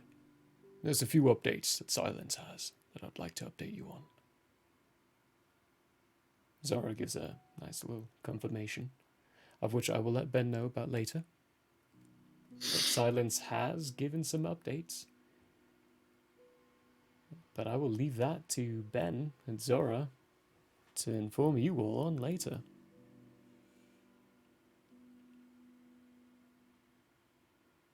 Right.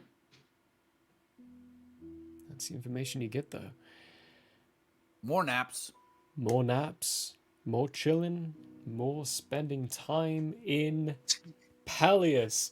A lot of tinking, a lot of tinkering from Ultian. Ultian, I would love to ask for 3 tinkering checks from you for these next 5 solas. For Teffy and for Schnozboop. What you doing? At the end of this, I'm going to say we're at 1 line. Hang on. It's line, then column. It's not 1 anymore, it's 2.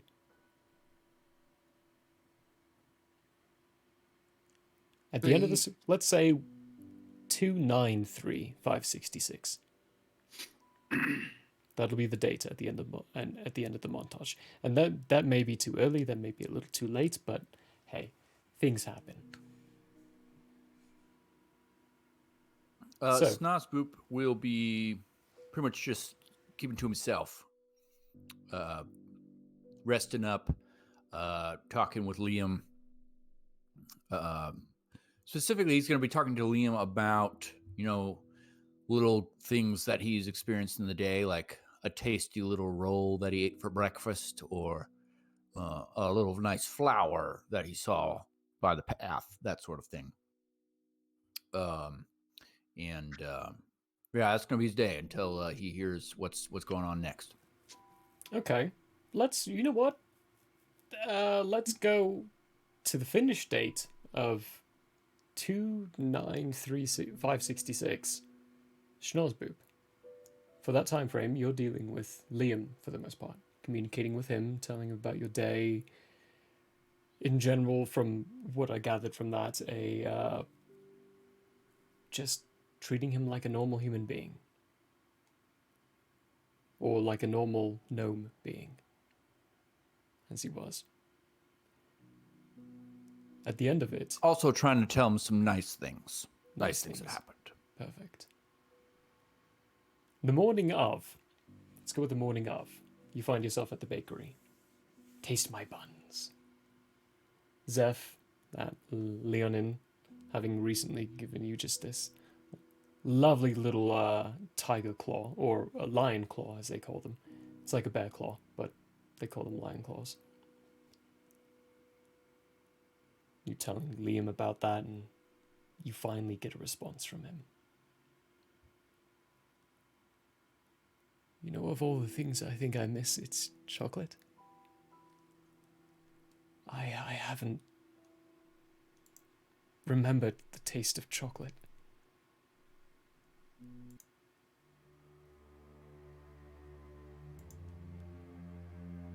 Could you? Well, it's sweet, but there's a little bit of bitter at the end. It's smooth. The best are always so smooth going down. Although I admit, I do like it when there are a little bit of nuts in them. Changes up the flavor, texture profile. Like smooth, crunchy, smooth. Good walnut. Yes. I could always do with a good walnut. Your wife, she wasn't a baker, right? No, she was more of a gardener. An herbalist of sorts, I suppose. Always out with her plants and her flowers, making things beautiful. I remember her gardens from when I was a child. They were always so colorful.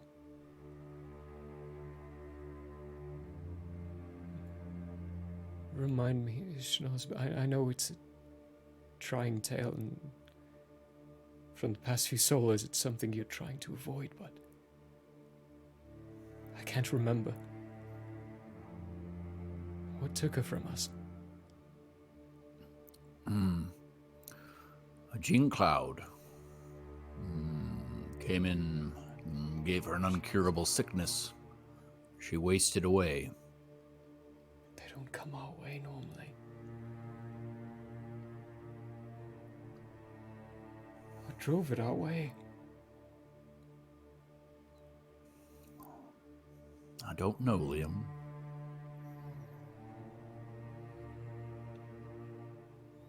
Was I there?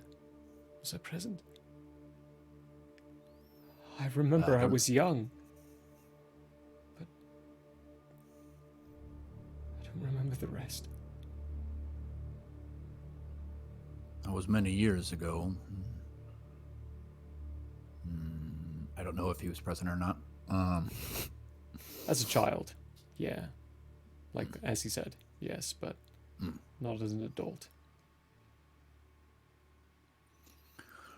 But, yeah. I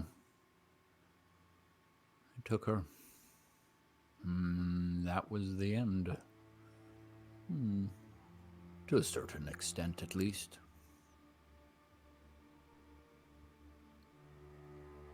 I still remember her flowers and her little teas that she would make me.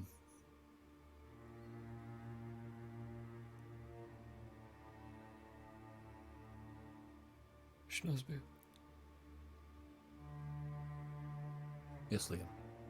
When everything happened, when our town was assaulted, do you know what stopped it?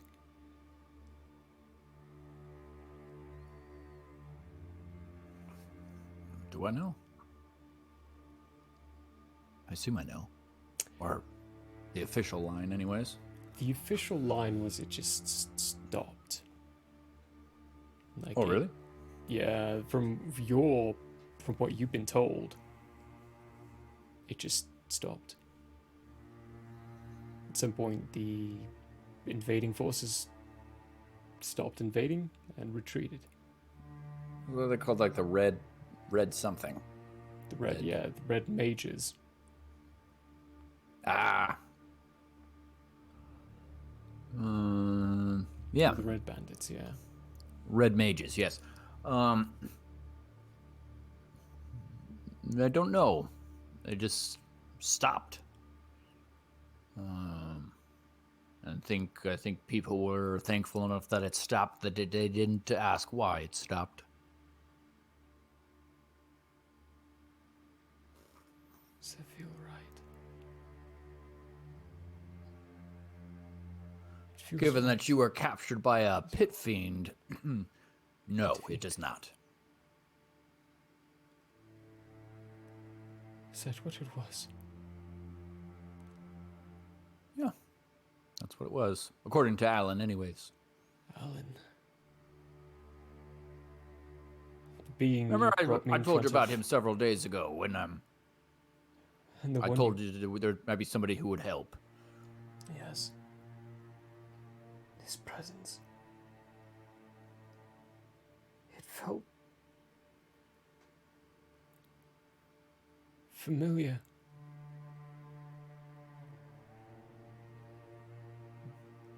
I didn't know exactly. He's a tabaxi with backward hands, if that helps you.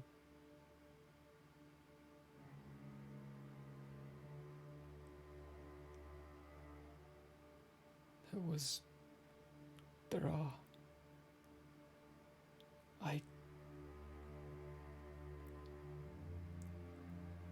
Something about that doesn't feel right, Snores. It's not the backward hands. The backward hands make sense. Tabaxi. It's not a tabaxi, Snorespoop. Tabaxis don't have backwards hands.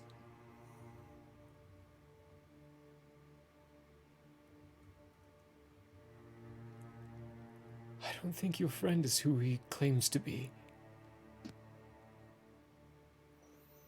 I don't think he's what he claims to be.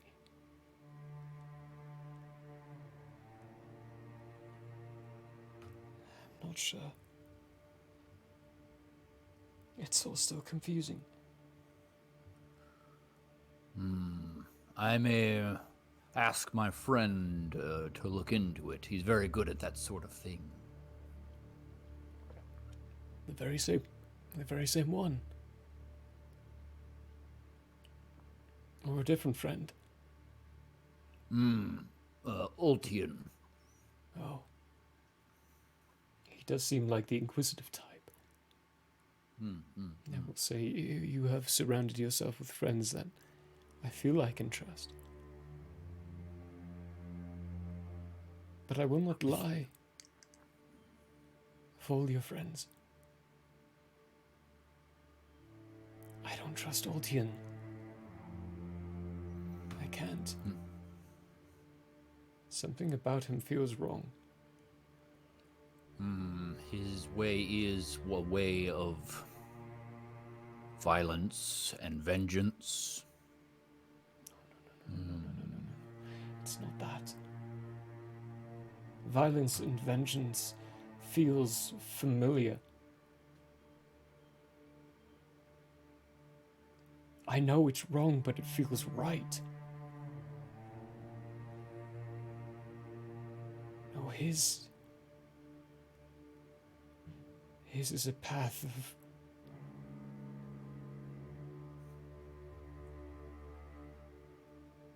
violence and vengeance is the right words for it, but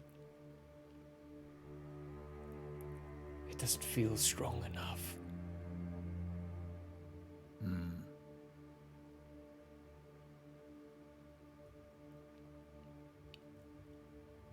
I must thank you, though, for these last few solas. It's been... What was my friend? Relieving to have normal day-like situations.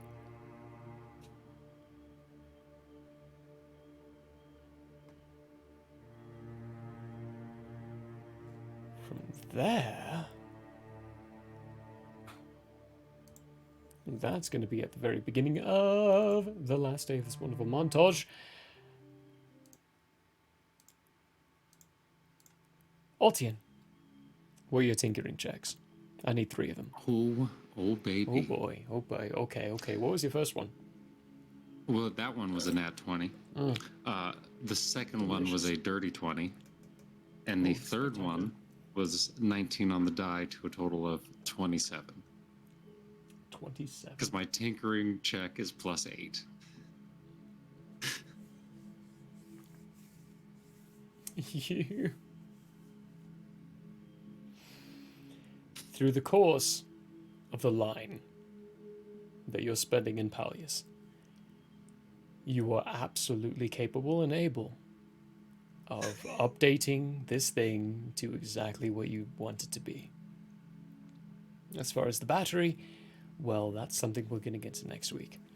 Because we are kind of out of time, so I kind of want to save a few things. But the ship will be arriving, the large vessel, that flying vessel you catered for, it will be arriving with those shipments come next week. And that's all you need to put in. Everything else is put together. And at the end of it, Pibble is looking at it like wiping his brow. If you don't mind my saying, this is the finest piece of technology I've ever created. She is absolutely beautiful. Yeah. Beautiful. And just so everyone listening and viewing knows, this thing's going to be loud. It's also going to be very intimidating and loud. Just constantly as it's going. It will be loud. This is early technology, combustion engine technology that we're talking about in a D&D world. So it will be loud and it will be groundbreaking in many ways. It's the equivalent of a V10 engine in that bad boy too. Yeah. Using technology you don't even understand, which is great. Yay! Yay! Super safe, super safe. Super duper safe, right? Yeah, there's no problems here. But you get that lovely thing put together, functioning. Yeah, with your help, feels good. You're going to be able to take that to Grantina, to wherever you're going. That'll be a good homecoming. I cannot wait. It's going to be a culture shock. I hope you guys are ready. It will be a culture shock, yeah. Heading to Zelm and Grantina, oh boy. You're in for a treat. Teffy, for that line, anything in particular you're doing? You've got a lot of Gene Warrior things that can be done during this time as well. Can you actually hear me now? Yes. Yeah. That's cool. So for this line, I will be stocking up on ammo from... Cinder said he was keeping Luther stocked up with it, so she's going to be getting ammo from Luther, however much is available up to... Actually, no, this is a rifle, so she's going to get... Single load. So, to give you a little perspective before you give me an answer on this, rifles, as it is, as you are not proficient with them, you will need to be spending your bonus action to reload, and it's basically a bolt action rifle. You're putting in one bullet at a time. So it'll be bonus action reload. You can get one shot off per action right now. Okay.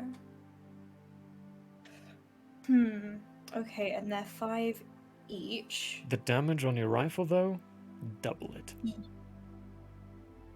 Oh. So normally you're rolling 2d10. With this rifle, you're rolling 4d10. The principles behind it, though, the only way you can fire this rifle is if it's mounted. You need to take an action to mount it first. To put it on a solid substance, like a tripod. Yeah, you need to mount it before you fire. If you fire it yourself, I'm going to post disadvantage and a -5 modifier to your shot. Okay. So...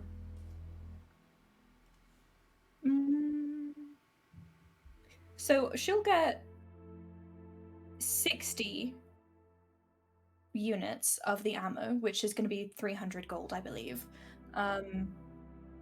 So she's going to get 60 units of ammo, and she's...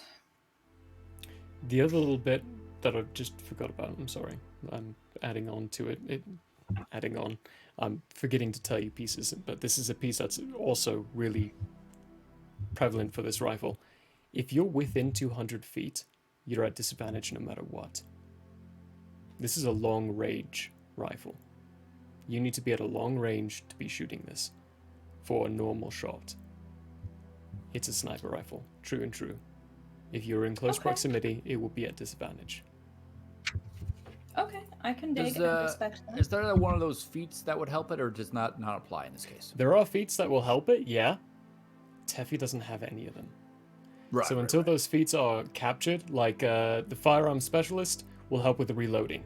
You can reload a lot faster with that. You can get more shots off per turn with that feat. Being proficient in firearms as well is going to help with that too. It will decrease some of the downsides to the disadvantages and such. But for now, you don't have any of those, so you're at major disadvantage using this rifle, especially at close range. Okay, cool. I can dig that. So she's going to acquire the ammo. And she's going to... What was that guy's name?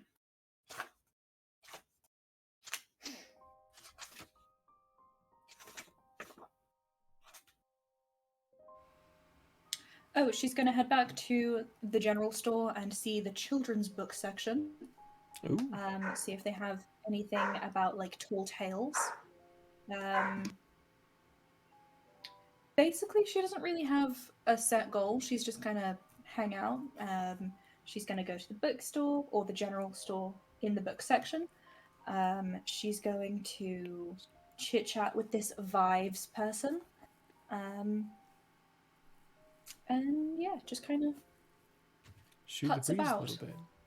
Okay. Yeah, pretty much. Putz about. With your putzing about with a certain amount of time frame as well, I will prompt you with a certain something, and this is how we're going to finish. Well, almost how we're going to finish the night up. I will prompt you with, during your time perusing your lovely little notebook, there is a page that I don't know, and I don't think you've gotten to yet, because I haven't gotten a certain reaction that I've been expecting. Okay. But there's a page in there that's titled Mr. Keys. Yeah. You have gone to that? Yeah. Yeah? Okay. Teffy will put together What reaction you Mr. Keys Yeah, is Kiefer Southland. I know. Okay, good. You do know that? Yes, I know when we met him. You knew it when you met him. You put it together. Okay. Yeah. There's a little something extra to that. Okay, she's gonna continue flipping through the book to see what exactly that is, because the writing is hard to get all of the nuances from. Okie doke, where was he? There he is, number 6. Of Mr. Keys, Kiefer Southland. The description Nalrin gives in your document is different from what you saw him as. He was covered in keys, yes, but he's wearing different clothes and he looked a little different too. His appearance was minorly altered. Huh. And he also acted a little differently. Inside the documentation, he's smiling the whole time. You never saw him smile.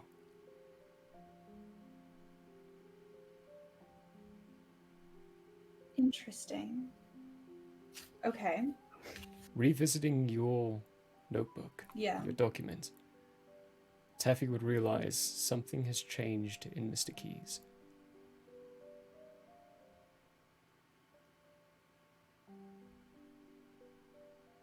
But what we'll finish today is at some point you will all be summoned to Julian's room. And when you all get there, we'll finish with him saying, "We've come to an agreement.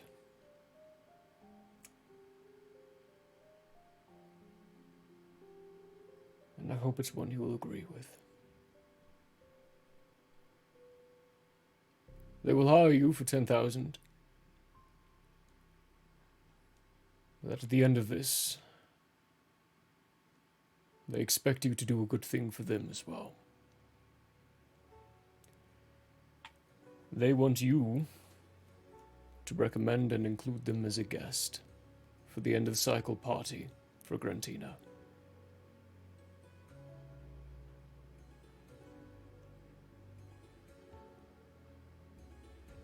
They won't tell me why, but I know this is their twist. This is what they want. They don't care about the payment. They want that invite. And they want you to win them that invite.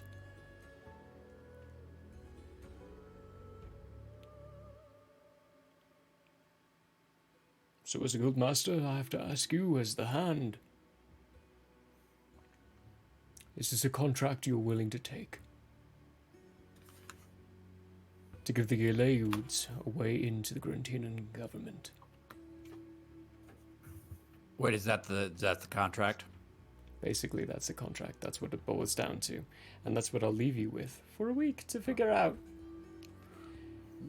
The contract boils down to you will get 10,000 in payment, plus an extra 5,000 should you do the Qualtra side quest of this payment from Julian himself. That'll be an under the table kind of contract dealing.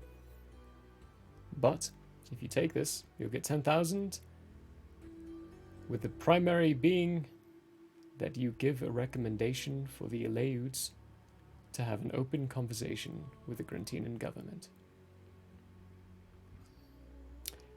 Okay. For the rest of you wonderful lot at home,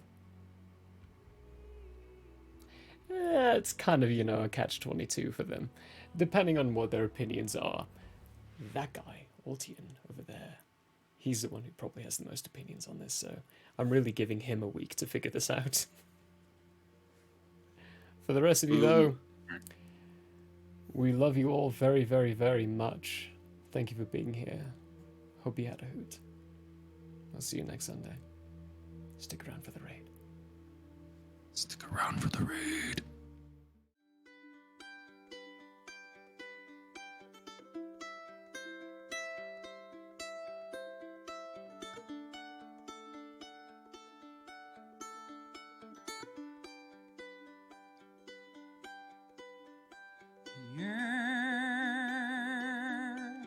May have closed for now. We hope you met a friend this go around. Tired and blurry you may be. We hope your minds are full from this revelry. Peace follow you out. May you return for more giggles and shouts.